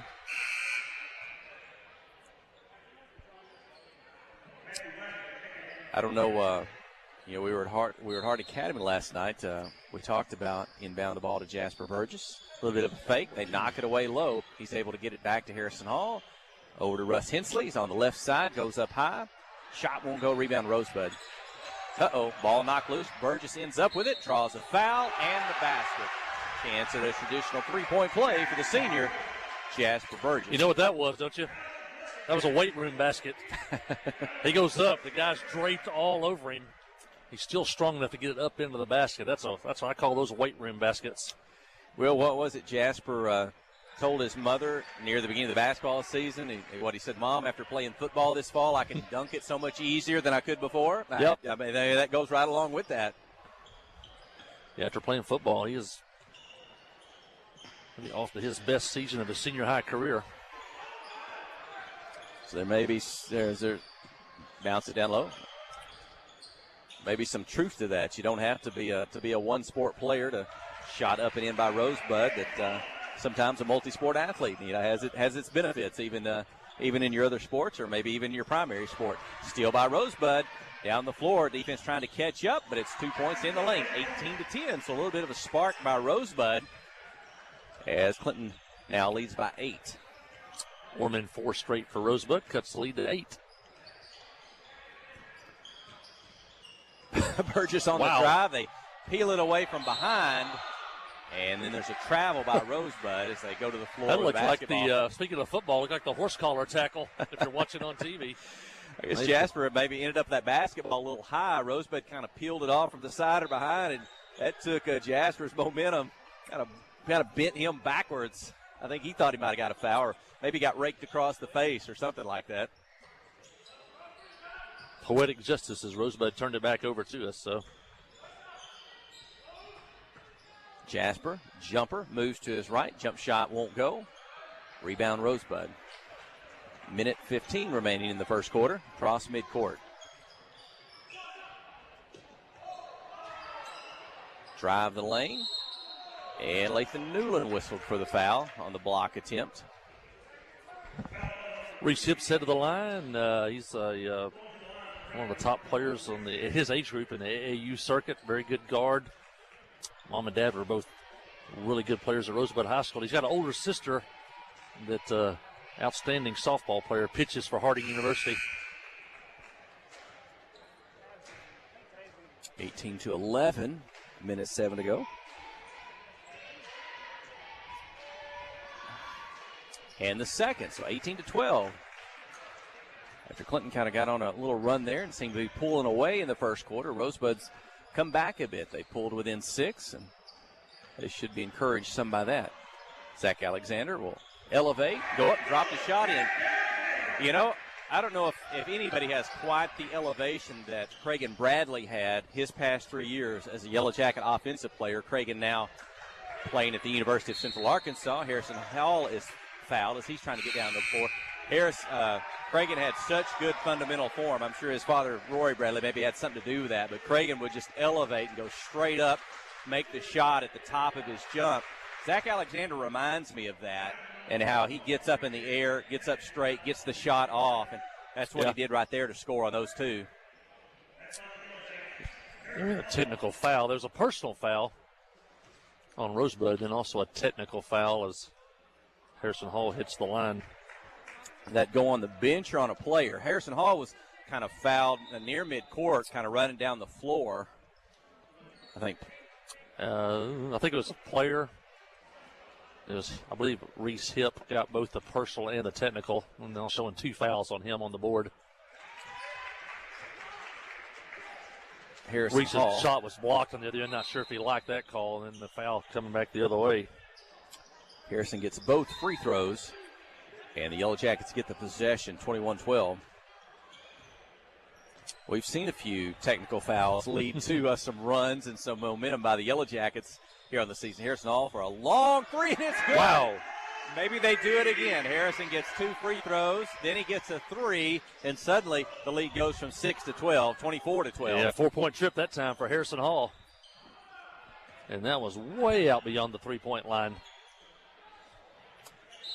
I might have to look and see if his dad's running the iPad tonight. The camera, I don't see him around. This may be, oh, there he is. He's trying to find him. He may get some good footage tonight.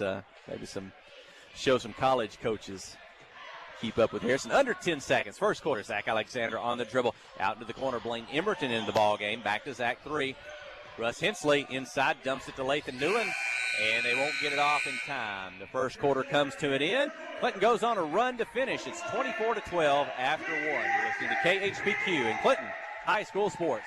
Friday night at the stadium is not the time to worry about your finances. Let First Arkansas Bank and Trust ease your mind with their mobile banking capabilities. You can check your balance, transfer funds between accounts, and even find the nearest ATM for dinner after a road game. The free mobile app is available on the iTunes Store and Android Market. You can cheer loud and proud for the Yellow Jackets because First Arkansas Bank and Trust has you covered. See a branch for more details. Equal housing lender, member FDIC. The all-new Cowboy Chrysler Dodge Jeep Ram & Clinton is gearing up for football season. Yep, we've got a huge lineup of Rams that are sure to fit all of your tailgating needs. So put on that lucky jersey and score huge savings during the summer clearance event. Can't wait to see you at the all-new Cowboy Chrysler Dodge Jeep Ram & Clinton and at cowboycdjr.com.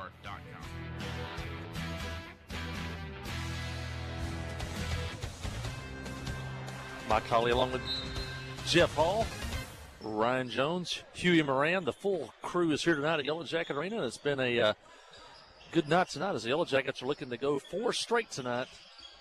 And Rosebud has the ball to start second quarter. Inside, they'll draw a foul. Jackets lead 24-12 at the end of the first quarter. They jumped out to a 15-4 lead in the first quarter. Now lead 24-12.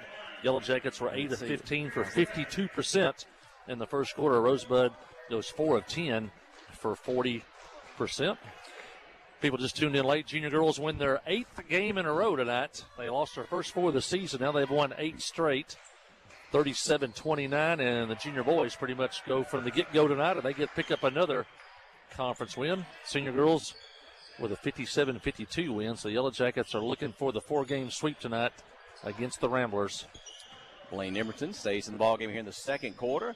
Just another senior that Coach Cole Gardner can bring in on this experienced team. And Harrison Hall, another deep 3. This time on the left side. I stepped over to talk to his father, Brian Hall, during the break there. He said, so it takes about 3 games to get all the highlights you want to see. Well, he's had a couple here in about a minute or a minute and a half with the 2 free throws off the technical, 2 3-pointers, and spliced all them together. And he can have a pretty good highlight reel. But Harrison's off to a good scoring start tonight. Drive by the Ramblers, 2 points, 27-14. I think it's Gavin Vaughn. That'll be his 4th point of the night. Yellow Jackets let him get down the baseline there and scores. And the Yellow Jackets working against this Rosebud man-to-man defense. Good crowd here tonight at the arena. I think we get more visiting fans, too, because they know they can come here and get in and watch the ball game. I know Mountain View brought a lot of people tonight. I think it was the sheer fact they could get in this gym.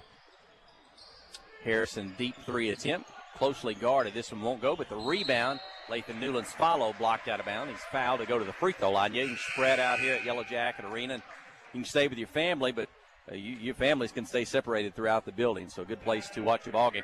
I was visiting with Brian Hall. He's talking about you kind of know what you're going to get out of which players, about how many points each night. I was kind of thinking recently about we've had some slow starts, some low-scoring ball games, and I was trying to think about the identity of this team and where their points come from and where you see them. And I don't know, we've had some low-scoring games lately, and And I don't know, when you look at what's trending or where their points need to come from or how they're going to play on any given night, they may still be might be struggling just a little bit with that in some recent games. And only 47 points last night, that game at the Academy. Part of that was Harding Academy kind of slowed the pace down. Points were kind of hard to come by. But we've had some games this year. We've had some low-scoring quarters. Then we'll have a 24-point quarter or something like that. Lathan Newland 10 last night, and he's off to 4 so far tonight. It was a good offensive night for Lathan Newland. And sometimes the defense has something to do with that, and you got to kind of factor in the particular opponent's defense team that night and what they make you do or don't allow you to do. Great defensive play by Nathan Farmer. If you're watching on TV, he switched on that screen, and the guard drove right in down the baseline, and he held his ground and blocked the shot. Looked like Rosebud went out of bounds and back in, but the official didn't call anything. But that was great defense by Nathan Farmer.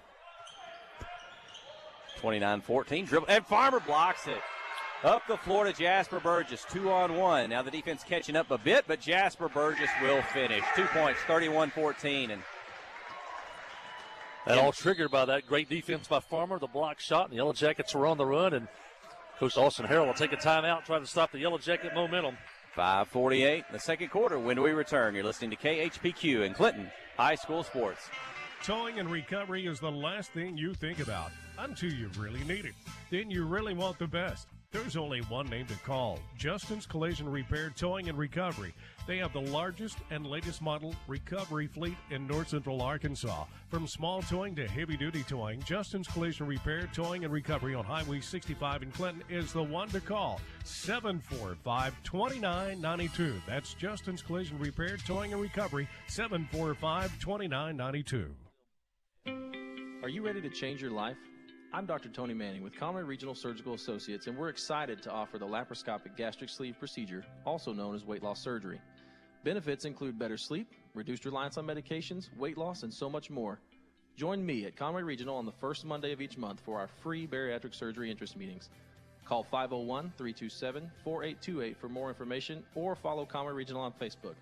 Make a change today for a healthier you.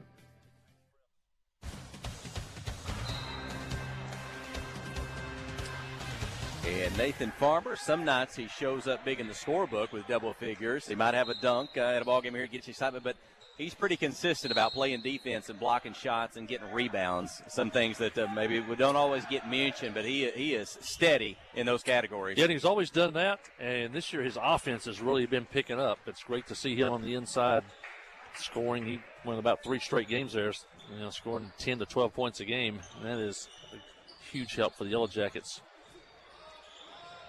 Lob pass, alley-oop to Jasper Burgess. It won't go. Nathan Farmer right there for the rebound. He tosses it back out. Harrison Hall on the drive. Loses the ball. And it'll go out of bounds. Last touch, it belongs to Rosebud. 5 turnovers for Rosebud on the night. Only 3 for Clinton so far.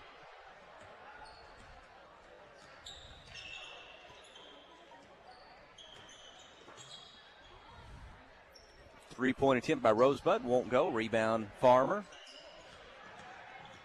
Off to Lathan Newland. He's going to weave, get down the floor, get in the lane.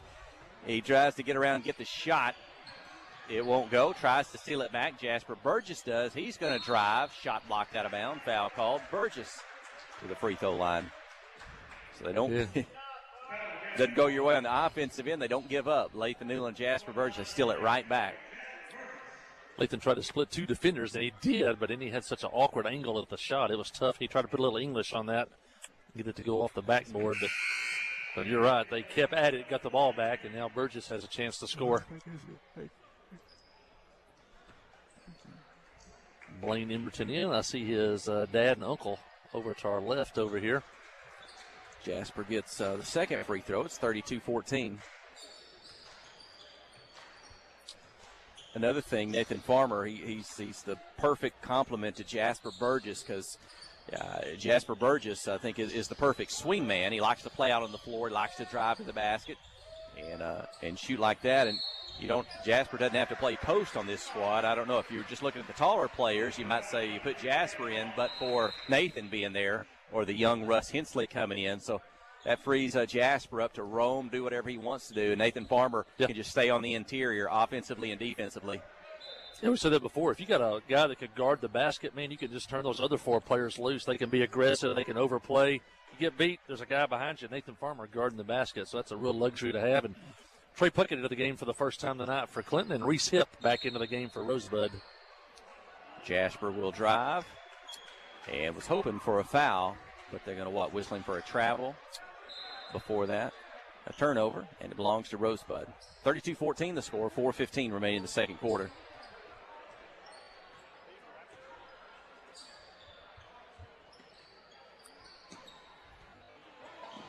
It's a good matchup with the wily veteran Harrison Hall on the young sophomore Reese Hip. Hip's three-pointer short, and Nathan Farmer takes that ball out of the air. For statisticians, is that a rebound? If the ball doesn't hit the rim or the backboard, he just takes it out of the air. Well, if you have to, I guess you make a determination if that was a shot. I think the intent was a shot. Right. Now, we had one earlier that was going to be an alley-oop pass that a couple of trips back that we didn't quite execute.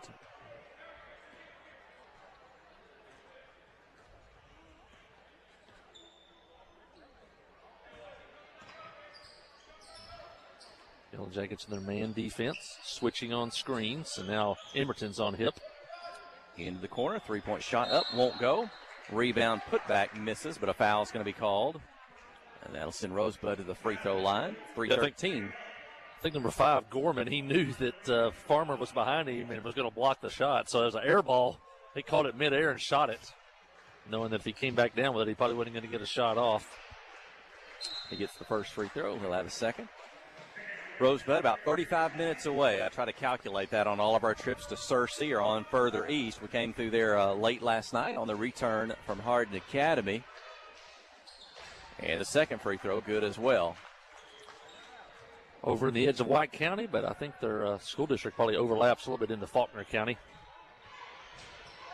Hey, Blaine Emerton. How about that? He ducks his head, he gets into the lane, he takes it up and puts it in. 34-16. Yeah, good move by Blaine. Good strong move to the basket. And 2-point attempt won't go. The jumper, Russ Hensley with a rebound. Off to Trey Puckett. Back to Emerton. Russ deep on the floor. His three won't go. And a rebound by Rosebud. Might have had a foot on the line, but got the shot off. Maybe Russ had the green light on that one. 3-point attempt won't go. Rebound Rosebud. Rebound, put back, won't go. Farmer defending, and Nathan comes away with the rebound. Puckett up to Harrison Hall. Oh, great pass. Pretty play. Russ Hensley can't get the first one. He'll have a second attempt. He scores. Harrison Hall, a smart player. He got that ball. He realized maybe at that last moment there was a defense player right there, and he had to make sure he didn't make the wrong dribble or end up with a travel or something like that. He makes the quick pass, gets it to Russ Hensley, ends up in 2 points. Yeah, a good catch on the other end by Russ. Looked like we had earlier in the game, we could recall for a basket interference, gave Rosebud a basket. Really looked like that on Russ's first shot as Rosebud slapped the backboard while the ball was on the cylinder, but no call. But he did get his own rebound and put it back in. Free throws for Rosebud. Speaking, I didn't finish that thought while ago with Russ Hensley. You know, we had one of our college athletes from Harding University on with us last night. JoJo Jones visited with us during halftime of the senior girls game. I thought of Russ's older brother, Kyler Hensley, a basketball player at Harding University. We didn't see him last night. I don't know if that's because I think the basketball team might be quarantined. He might not have been able to go anywhere last night, or they may have had some type of team meetings. But Kyler Hensley, his older brother, and then folks remember Allie Hensley, his older sister. She's a track athlete at Arkansas State University, so he comes from a long line of successful athletes, and we wish them well. He takes the pass inside. Starts left, back right, shot won't go. Rebound by Farmer, and he puts it in for 2. Yeah, the Bisons got a win in their first game of the year, and then it's a COVID hit, and they had to cancel, I think, Saturday and Monday. Foul on Harrison Hall on the shot attempt by Hip, and 38-17, the Yellow Jacket lead with 1:28 remaining in the second quarter.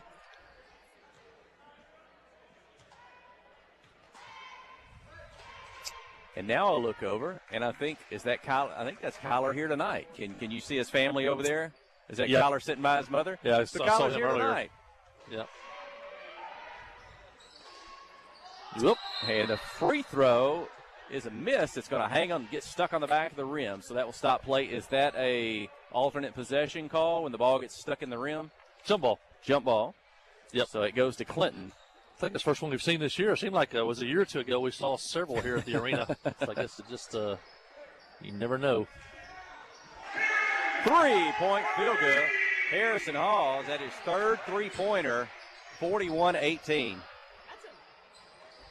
Reese Hip tries to answer. It's out of bounds, and it belongs to the Yellow Jackets.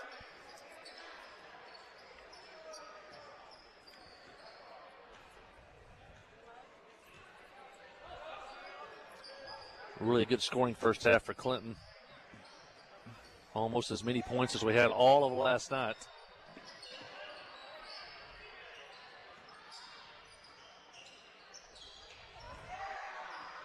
Shot up won't go. 45 seconds.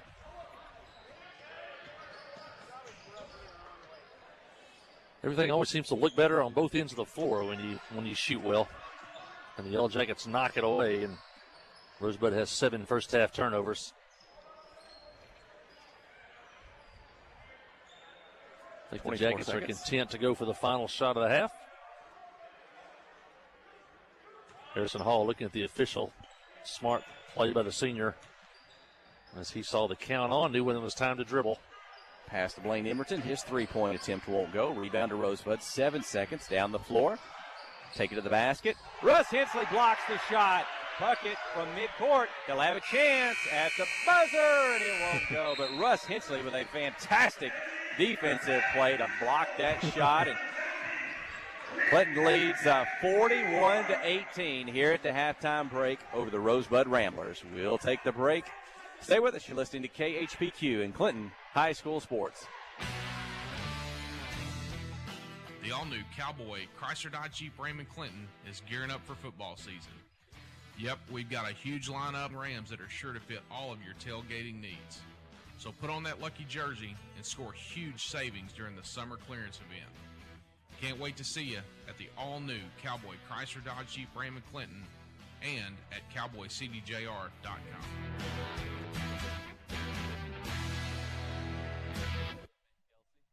Wherever the river flows and however the game goes.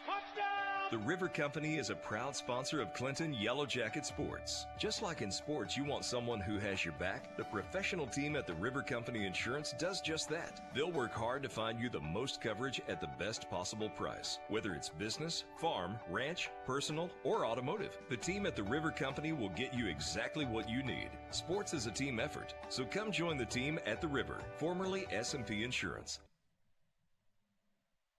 The Blagg Law Firm is a proud supporter of Clinton High School Yellow Jacket sports. When you need an attorney, call the Blagg Law Firm. Whether it's an injury accident, criminal defense, DWI, family dispute, or Social Security disability, Ralph Blagg believes in equal justice for all. Located on Court Street in downtown Clinton and on the internet at blagglaw.com. The Blagg Law Firm, a proud supporter of Clinton High School sports.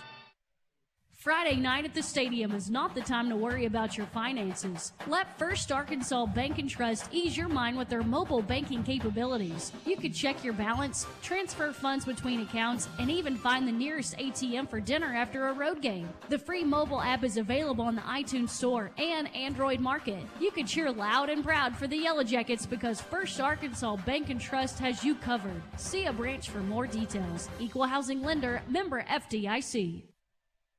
Strong, dependable, ready for anything. The Clinton Yellow Jackets know what it takes to make a great team, and Grassroots Equipment is proud to support them. Take on the season with Massey Ferguson compact and utility tractors. They mow, load, handle hay, and more, all while delivering more of the power and versatility you've come to expect from Massey Ferguson. Experience the compact and utility tractors that will take you through the season strong at Grassroots Equipment. The all-new Cowboy Chrysler Dodge Jeep Ram and Clinton is gearing up for football season. Yep, we've got a huge lineup of Rams that are sure to fit all of your tailgating needs. So put on that lucky jersey and score huge savings during the summer clearance event. Can't wait to see you at the all-new Cowboy Chrysler Dodge Jeep Ram and Clinton and at cowboycdjr.com.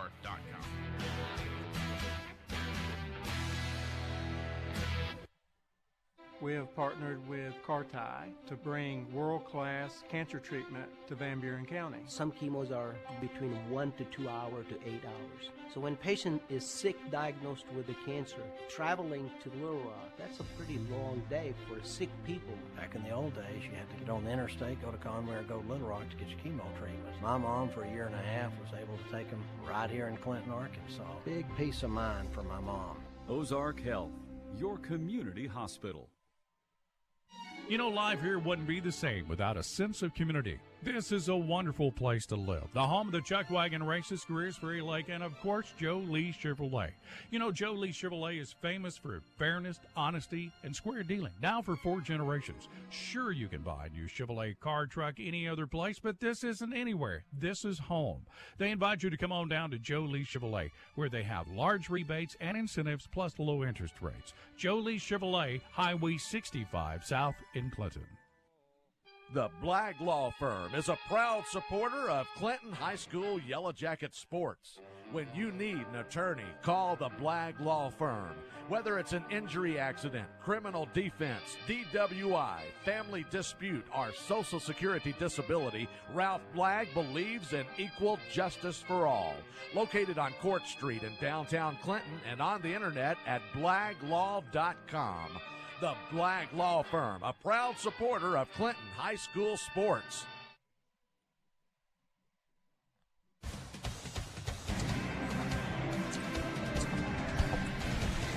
Well, it's loud in the arena behind us. Hopefully you can hear us okay. We may have a little bit of a problem hearing amongst ourselves here. It is halftime, and the Clinton City Boys lead 41-18. We're almost two-thirds of the way through this 3-game set this week. Last night on the road at Hardin Academy. Tonight at home against Rosebud. And then Friday night we'll be on the road to Mountain View. We'll have that broadcast for you right here on KHPQ as well. 92.1 FM over the air throughout north central Arkansas.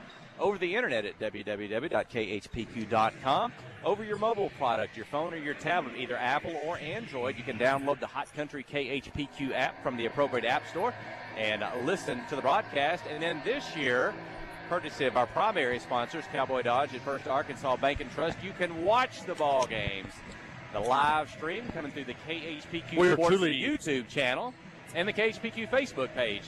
We are truly the Yellow Jacket Sports Network now.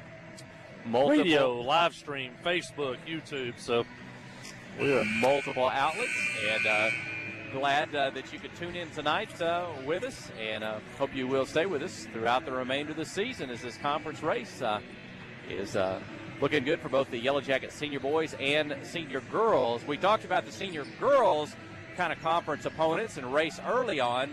What are you showing on the senior boys from around the conference? Yeah, the senior boys is really wide open. As many as 6 teams could be a factor in this conference race. Harding Academy with only 1 conference loss, but they've only played 3 games. They're 2-1 after that win last night over Clinton. They have a loss to Cave City. Yellow Jackets 5-2. Rosebud 4-2. Those are the 2 teams with the 2 losses in conference right now. 1 game behind Harding Academy. Penguin close on the heels of everybody. They are 4-3. Also, I believe Cave City has 3 conference losses, as well as Riverview. So, and then you've got Mountain View and Ball Knob right now at the bottom of the standings.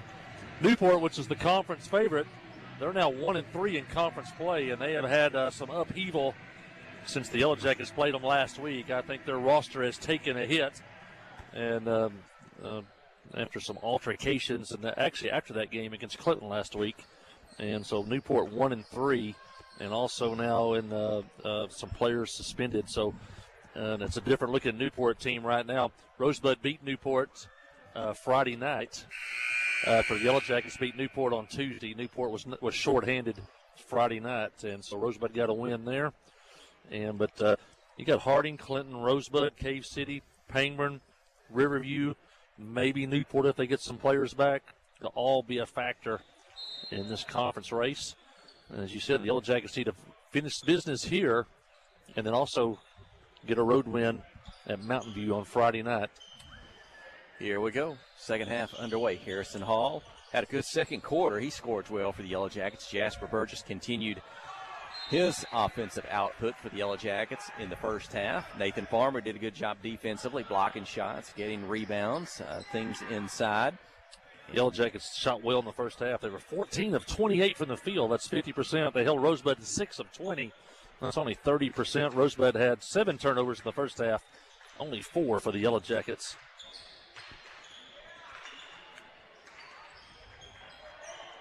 Ball gets loose, tied up, alternate possession, keep it with the Yellow Jackets. Zach Alexander, Lathan Newland, Harrison Hall, Jasper Burgess, and Nathan Farmer to start the second half for Coach Cole Gardner, assisted by Jace Powers. Jasper Burgess led the Jackets in scoring in the first half with 13, but close behind him, Harrison Hall with 12.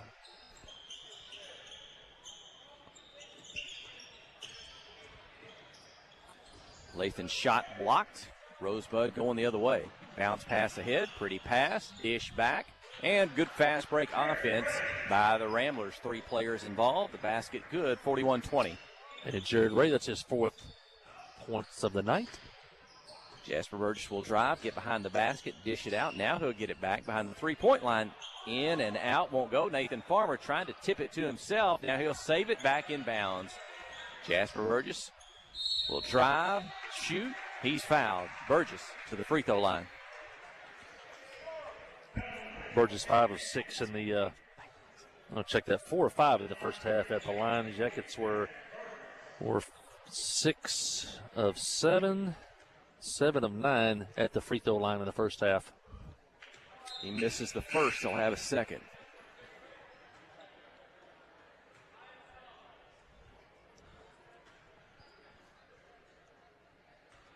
Hey, you want to tune in Friday night, Jeff Hall, along with the Yellow Jacket Nation. We could have some big news Friday night, so you want to stay close. Nothing's official yet, but there could be some really big news for Yellow Jacket sports coming Friday night. Well, that's about tease. You got to tune in Friday to see for sure. Burgess goes 1 for 2 at the line. The score is 42-20. Missed shot by Rosebud. Rebound. Hall down the floor. Alexander on the left wing. Farmer gets position. Zach drives. Shot blocked. Peeled off from behind. Out of bounds. It belongs to the Yellow Jackets.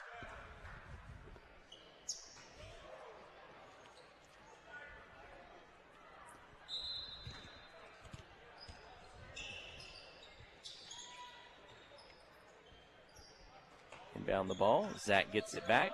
Going to drive the baseline. Reverse layup good. Zach Alexander for 2. 44-20. 6 now for Zach. 3-point attempt for Rosebud. Good. 44-23. Ray now with 7. 5 of those here in the third quarter. Harrison off the dribble, pulls up just behind the free throw line. A miss, and Nathan Farmer coming in to try to get the rebound. Commits a foul. First team foul of the second half, his first personal.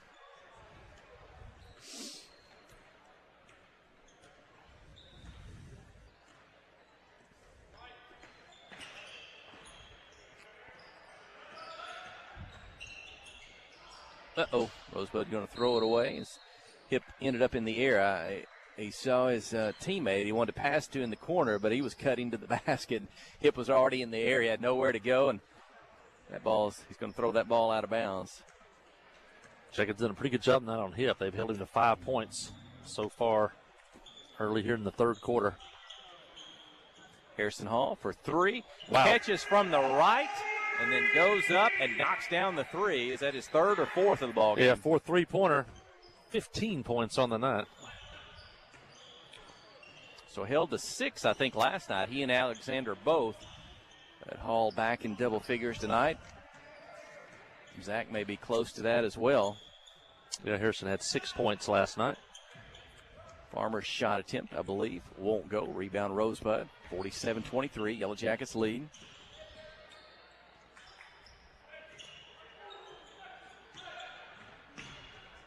You would think quick pass into the corner. 3-point attempt by Lathan Newland. 3-point basket, good. Lathan Newland, he scored well last night. He's got 7 tonight. 50-23.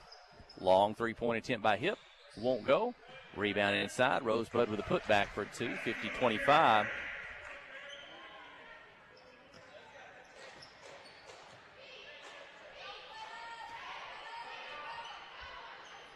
Jackets have doubled the score, 50-25. Clinton had 47 points in the entire game last night. We've got 50 with a quarter and a half left. And a turnover. No, it's a foul on the Yellow Jackets. Rosebud basketball. Russ Hensley in, Blaine Emberton in. Farmer out, Hall out.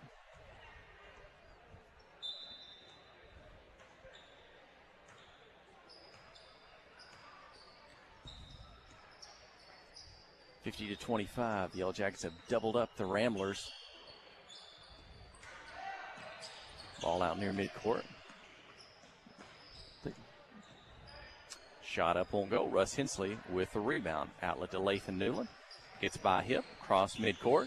Drive into the lane. Ball knocked loose out of bounds. Keep it with Clinton. In the year of COVID, I guess we don't always have maybe cheerleaders travel to the basketball game. The Yellow Jacket cheerleaders are here on this home game. Rosebud did not. Had they, if it was like in years past, we would have seen one of the most unique mascot outfits that we ever see. There is a Rosebud. It's an actual Rosebud. I think we had our picture made with it one year. That's probably a one and only, that Rosebud Rambler mascot. It's a very friendly mascot. Pass inside to Russ Hensley. One-on-one on the post up, and Russ Hensley spins and scores. By the time he spun and kind of fell away, he was almost behind the basket. He kind of had to shoot it back forward a little bit to the rim, but he counts, and he's fouled, and he'll have a chance at a three-point play. You love seeing that traditional turnaround post move. They can't block the shot. Just go ahead, make that good, solid post move. He adds the extra point. Gets the free throw. I think a stat we need to watch this year is the combined points between Nathan Farmer and Russ Hensley. Mm-hmm. When those guys can combine for over 10 points a game, usually good things happen for the Yellow Jackets. The drive, shoot, score by Rosebud, 53-27. So far tonight, Russ Hensley has 5. Nathan Farmer has 4. They've combined for 9 points. That's one of those areas we can, that 25 points a game almost that Craig and Bradley scored last year. We can pick up some of those points through Nathan and Russ. Jasper Burgess. Shot. Wow. Did he switch hands? Or did I think he did. Sorry. That was a Craig and Bradley switch-hander. Ends up off the glass around a defender, 55-27. Out of bounds.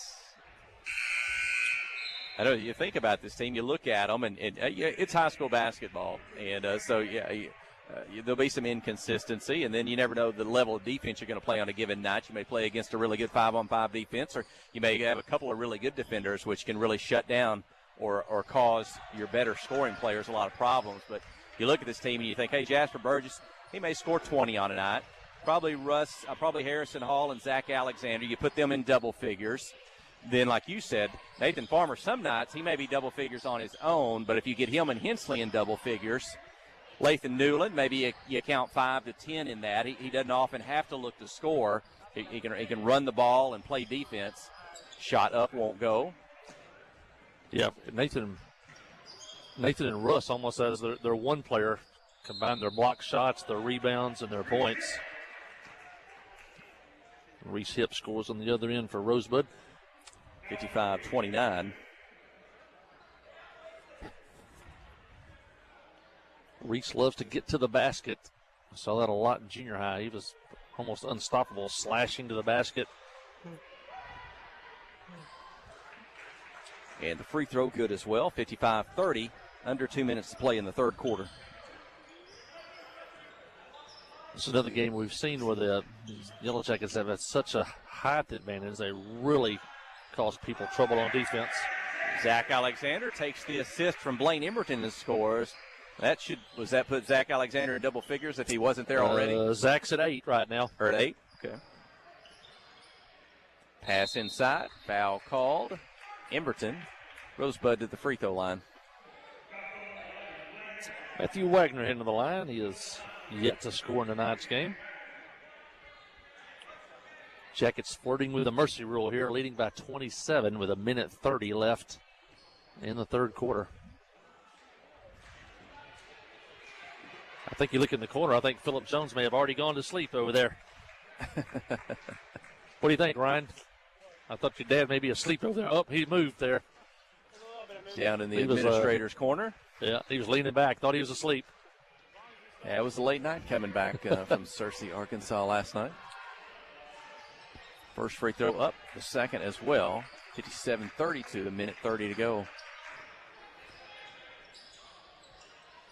Blaine Emerson's pass to Russ Hensley, and Russ is fouled. Only the third team foul on Rosebud here in the second half, so a non-shooting foul. Alexander to inbound. Russ Hensley inside, turns, up, won't go, gets his own rebound, turns, spins, shot, won't go, but he's fouled, and Hensley to the free throw line.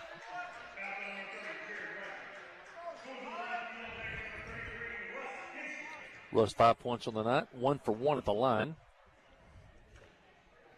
You know, Russ, his father, Kyle Hensley, collegiate basketball player at Ouachita Baptist University from that fantastic boys team of Clinton back in what was that 83-84 team, and you can talk about that later on. But his dad was an outside player. Kyle goes about 6'3" or so, had a jump shot, and went on to play college basketball. His older brother Kyler, quite a bit of hype too, but Kyler kind of grew up playing on the outside and not a traditional post player, playing out on the wing and shooting the three on occasion. Russ, a little bit more of an inside player, even at his height. At this side, playing the post for the Yellow Jackets. Yes, brother Kyler could a little more of a perimeter player, maybe a swing player, played the 4 or the 5 position. Russ is more of the 5, which is the traditional post player. And maybe you throw in, again, his older sister, Allie Hensley, All-Stater and Yellow Jacket Athlete of the Year. She had the height as well, but she also could play on the outside and kind of slash, go in. She could play any position on the floor, but certainly not a traditional post player. So I don't know what we attribute that to Russ. We may have to talk to his grandfather, Boji Hester, and see how he came out of that pack as the only post player. Russ gets the rebound. 1 minute to play in the third quarter. Hey, we got 2 more coming. We got Hester and Holly on the way. And I would certainly expect them to continue the bloodline, and we'll be calling those names in just a few years. Trey Puckett's shot won't go. He follows, gets his own rebound. And they'll reset back outside with Zach Alexander. Zach's got some younger siblings, too. He'll shoot the 3. This one won't go. Rosebud with a rebound. I was tempted to want to stop by Huddle House. His family established this morning. I wanted to talk about last night's game, about that a little bit with him, but I didn't have time to stop in. But his dad his grandfather might have been there this morning working the breakfast crowd. 10 seconds to go. Yellow Jacket basketball. Lathan Newland across midcourt. 58-35 lead. Goes right. Pulls up. Shot just outside the lane. Won't go. Back of the rim. Rosebud with a rebound. And that'll do it. The third quarter has come to an end. Clinton has been in control of this one. They lead 58-35. Final 8 minutes when we return. You're listening to KHPQ in Clinton High School Sports. Friday night at the stadium is not the time to worry about your finances. Let First Arkansas Bank and Trust ease your mind with their mobile banking capabilities. You can check your balance, transfer funds between accounts, and even find the nearest ATM for dinner after a road game. The free mobile app is available on the iTunes Store and Android Market. You can cheer loud and proud for the Yellow Jackets because First Arkansas Bank and Trust has you covered. See a branch for more details. Equal housing lender, member FDIC. Towing and recovery is the last thing you think about until you really need it. Then you really want the best. There's only one name to call, Justin's Collision Repair, Towing, and Recovery. They have the largest and latest model recovery fleet in north central Arkansas. From small towing to heavy-duty towing, Justin's Collision Repair, Towing, and Recovery on Highway 65 in Clinton is the one to call, 745-2992. That's Justin's Collision Repair, Towing, and Recovery, 745-2992. My colleague Jeff Hall.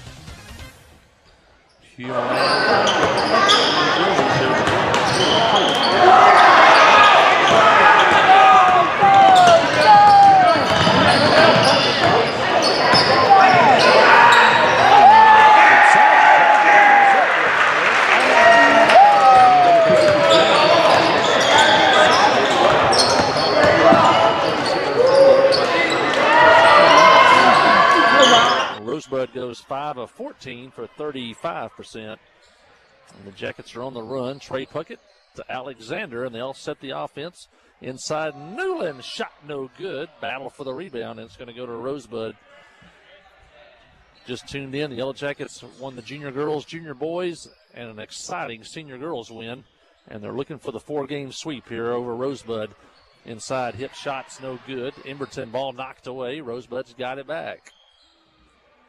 Reese Hip looks for the 3. Now he gives it up. And Heck has the ball.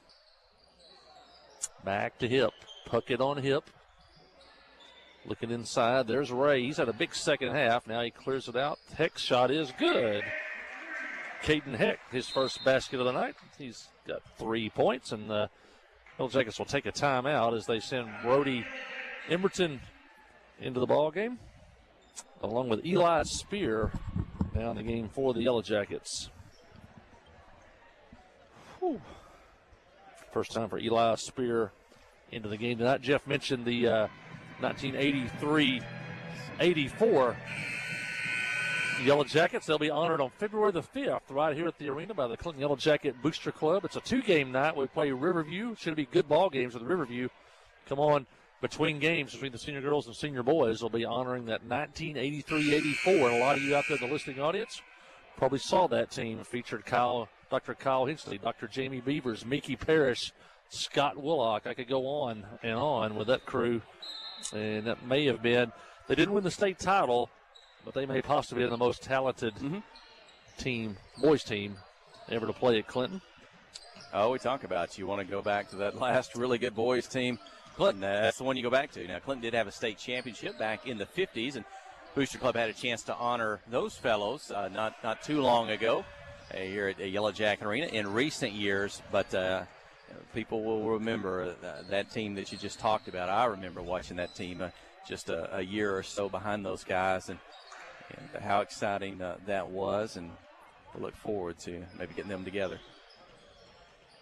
60-38. And at least 4 of those guys went on to play college basketball, including Scott Woodlock at the Division I level at Texas Tech University.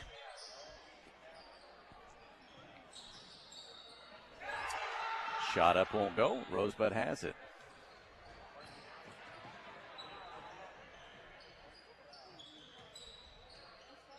Drive, shot off the glass. Good for Rosebud. Hicks got 5 points all here in the fourth quarter.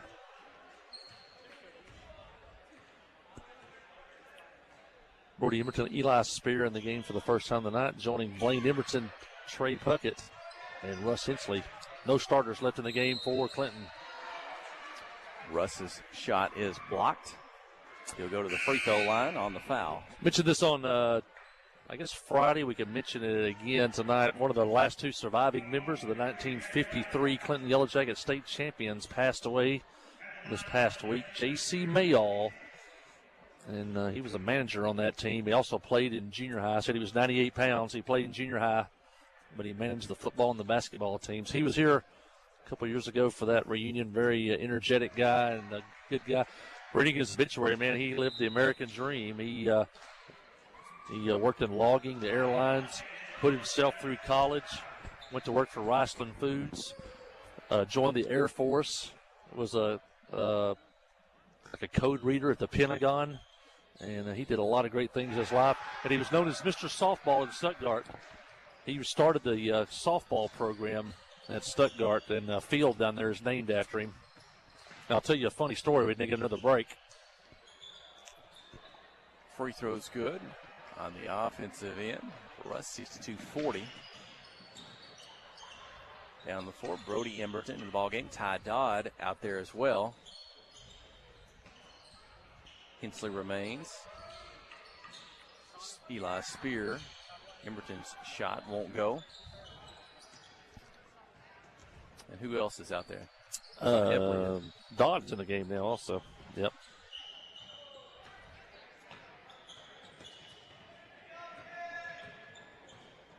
It is Epley and Ty Dodd. Epley's out there with the basketball. Yep, Ty Dodd.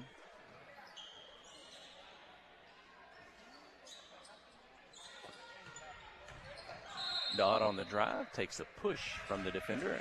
Let's see for Rosebud, that may be their 7th team foul, and if so, that should get Ty Dodd to the free throw line for a 1-and-1 opportunity. Ty, the younger brother of Bryce Tell the Dodd. story. J.C. Mayall graduates from high school in 1953, Clinton Vocational Training School. He catches a bus the next day, goes to Kansas City, cleans airplanes for TWA Airlines, and while he's up there, he's driving a car one day, and he gets into a fender bender at an intersection in Kansas City. Him and the other driver get out, exchange information, and it turns out that the other driver was a guy by the name of Harry S. Truman. He got into a fender bender with the former president of the United States, Harry S. Truman. That could never happen today. I'm going to credit Ron Robertson with that story. He and according to Clell Lewis, J.C. Mill had no idea who the guy was until they exchanged names. Eli Spears' shot won't go. Russ Hensley battling for it. He pulls it away and gets the shot off. He's fouled, and Hensley will go back to the free throw line. This was back in the day when the presidents could still drive. I don't think they can now. Secret Service frowns on it.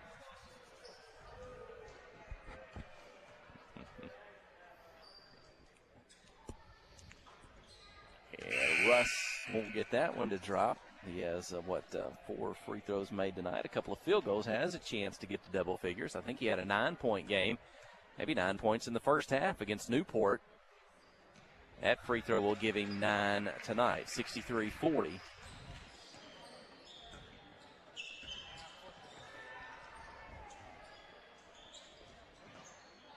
He and Farmer now combined for 13 points.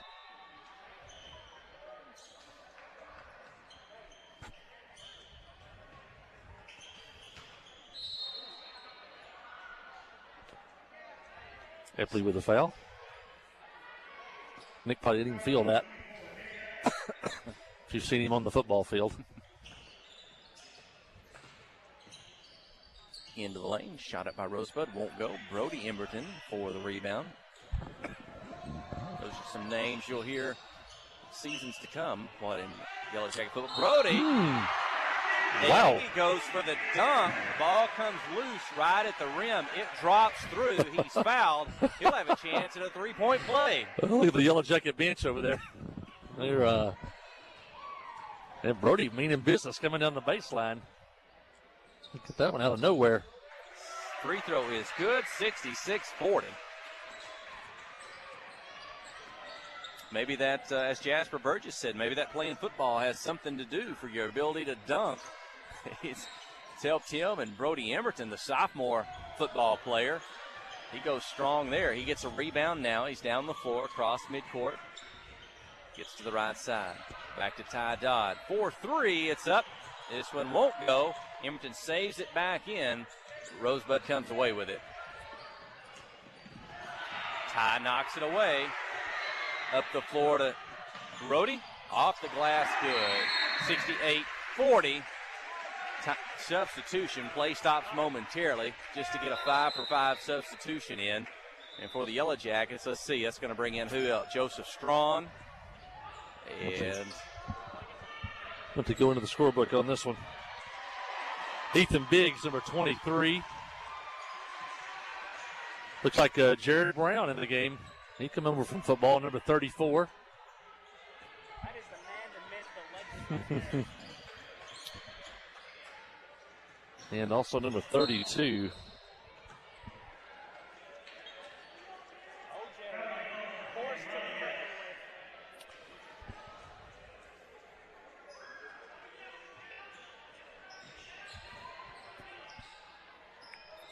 $62-40. Add 2 more for Rosebud inside 2 minutes remaining. Jace Goodman, his first 2 of the night for Rosebud.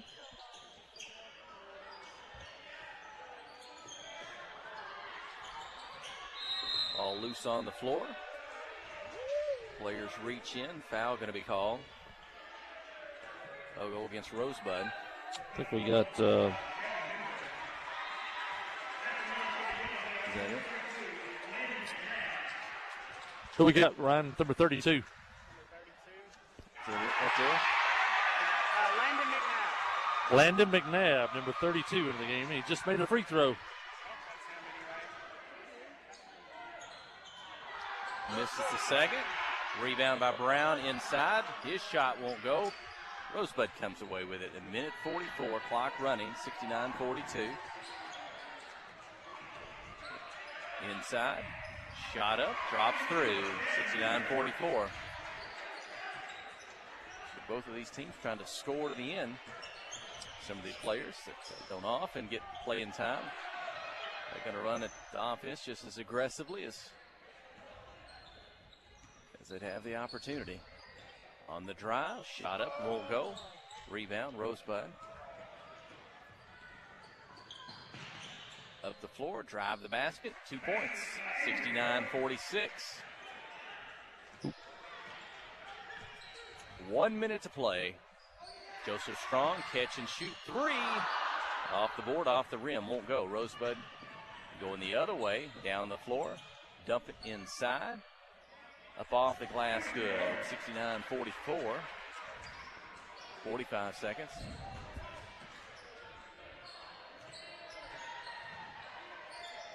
Three-point attempt, up, won't go. Long pass down the floor. 30 seconds remaining. 8:42, and we're almost to the end of this one. Ball out of bounds. At least one more stop. The starters did what the guys on the bench do, pointing which direction the ball goes. Inside. Ethan Biggs. And the final 10 seconds. We're going to run down, and I think that was the final shot. Clinton Senior Boys going to win 71-48 over the Rosebud Ramblers. We'll take our final break of the evening. When we return, we'll give you some final numbers, and we'll name the first Arkansas Bank and Trust player of the game. You're listening to KHPQ in Clinton High School Sports. At First Security, we're proud of our home state. That's why we created a website that's all about Arkansas, just like us. Visit onlyanark.com for local travel, food, culture, sports, and so much more. You'll find everything from unique festivals to weekend plans to prize-winning recipes you'll pass off as your own. It's all in one easy spot, onlyanark.com. For all things Arkansas, visit onlyanark.com today. Brought to you by First Security, member FDIC. FL Davis Cash Lumber, your Ace Hardware store, is a proud sponsor of Clinton Yellow Jacket Sports. FL Davis Cash Lumber can help with your electrical, plumbing, paint, tools, hardware, and flooring needs. They're a full-service hardware store and lumber yard. FL Davis can provide you with everything you need for your residential or commercial projects. The knowledgeable staff is always on hand to answer your questions. Visit FL Davis Cash Lumber, your Ace Hardware store. Same place, now Ace. The Blagg Law Firm is a proud supporter of Clinton High School Yellow Jacket sports. When you need an attorney, call the Blagg Law Firm. Whether it's an injury accident, criminal defense, DWI, family dispute, or Social Security disability, Ralph Blagg believes in equal justice for all.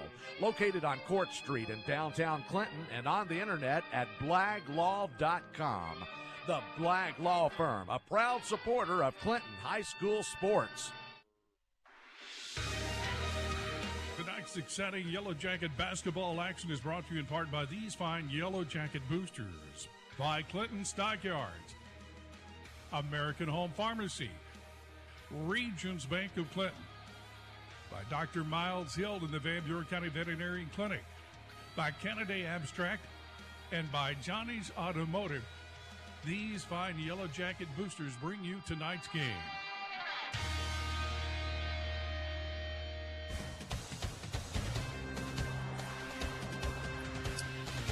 And here we go, fans making a fairly quick exit out tonight. A lot of Yellow Jacket fans, a lot of Rambler fans as well on this 4-game sweep that the Clinton sweeps all 4 tonight against Rosebud at home. Looking at that senior boys game, some individual scoring numbers for the Clinton senior boys. Going to finish with what is going to be 9 players to score, including 1 point for Landon McNabb, 2 points for Ethan Biggs, 4 points for Nathan Farmer tonight, 7 points for Brody Emerton. He had 5 points there in the fourth quarter. I got 7 for Lathan Newton, including 1 3-point field goal. How about 10 points for Zach Alexander, 15 for Harrison Hall, 4 3-point field goals made tonight for Hall, 16 points for Jasper Burgess to lead the scoring for the Yellow Jackets, and tonight's first Arkansas Bank and Trust player of the game. Again, we appreciate their sponsorship again this season. Stop by their branch in the Northside Shopping Center and see what they can do for you, banking products and financial services. Let them know you enjoy listening to the broadcast, and this year watching the broadcast courtesy of the live video stream, First Arkansas Bank and Trust and Cowboy Dodge. Tonight's player of the game, Russ Hensley, the sophomore. A lot of minutes tonight. He's going to finish with 9 points, including 5 free throws made, a couple of field goals, 9 points total, but a lot of time in there offensively and defensively, and a lot of things to come for Russ Hensley over the next couple of years. But he looks good tonight, and he's our player of the game. Yeah, 9 points, 5 of 7 at the free throw line. Had a great turnaround move down here on the offense. Had a great job on the boards. I'm telling you how many block shots him and Nathan Farmer had tonight. And when you take the 2 players combined, the Yellow Jackets, Nathan Farmer and Russ Hensley combined for 13 points tonight, a ton of rebounds, and a lot of block shots for those 2. And so a good night and a good choice tonight for your first Arkansas Bank and Trust Player of the Year. The sophomore of a team that's pretty much laden with seniors. It's a sophomore tonight. And they get your first Arkansas Bank and Trust Player of the game. Rosebud was led by Jared Ray with 14 points. He got 12 of those in the second half. Reese Hipp, the star sophomore, had 7 for Rosebud. Avery Orman also chipped in 7 tonight for Rosebud. Rosebud's record now will fall to 7 wins, 6 losses on the year, 4-3 in conference play. But that's a team that was 3-25 and 4-22 the last 2 seasons, and they're 7-6 right now. Coach Austin Harrell has them pointed in the right direction. The Yellow Jackets are now 11-4 on the season. More importantly, though, they're 6-2 in conference play, and they keep the pressure on Harding Academy. We don't know what they did tonight, but Yellow Jackets with 2 conference losses. Rosebud now with 3 conference losses are 4-3. Penguin 4-3. Penguin was out of conference tonight, but they got a good win. They played one of the top 2A teams in the state of Arkansas every year. They beat Mark Tree tonight at Penguin by a score of 81-77 in overtime. So that's a quality win for the Tigers. But the Yellow Jackets are 11-4, 6-2 in conference play. We got junior high games on the road Thursday at Marshall, as the 7th grade and junior highs will play those games, I believe, tip off at, let me check that, at 5 o'clock on Thursday. And then the Yellow Jackets back on the road for the second time in 8 days. The Yellow Jackets will play Mountain View as they'll travel to Stone County to take on the Mountain View Yellow Jackets. Those games start at 4 o'clock. 4 games that night. And so you probably have to look for ticket information. That's going to be one of the gyms where you can only get so many people in. And so we'll only have so many vouchers to get in there. So you might want to check social media this week. Check with the school to see how those vouchers will be given out. And don't forget, tune in Friday. There may be some huge news that you'll want to hear about Yellow Jacket sports. Can't say anything right now. Hope to be able to say something Friday night. So there's your teaser. You got to come in and listen Friday night. But a good night here at the arena. It's always a great night at Yellow Jacket Arena, and even better when the Yellow Jackets win 4 in a row. That'll do it for our broadcast tonight. Thank you for joining us. For Kelsey Robertson, our studio engineer. For Ryan Jones, video engineer. Hugh Moran tonight as well joining us. Video engineer and cameraman Mike Holly. On the broadcast, I'm Jeff Hall. You've been listening to KHPQ and Clinton High School Sports.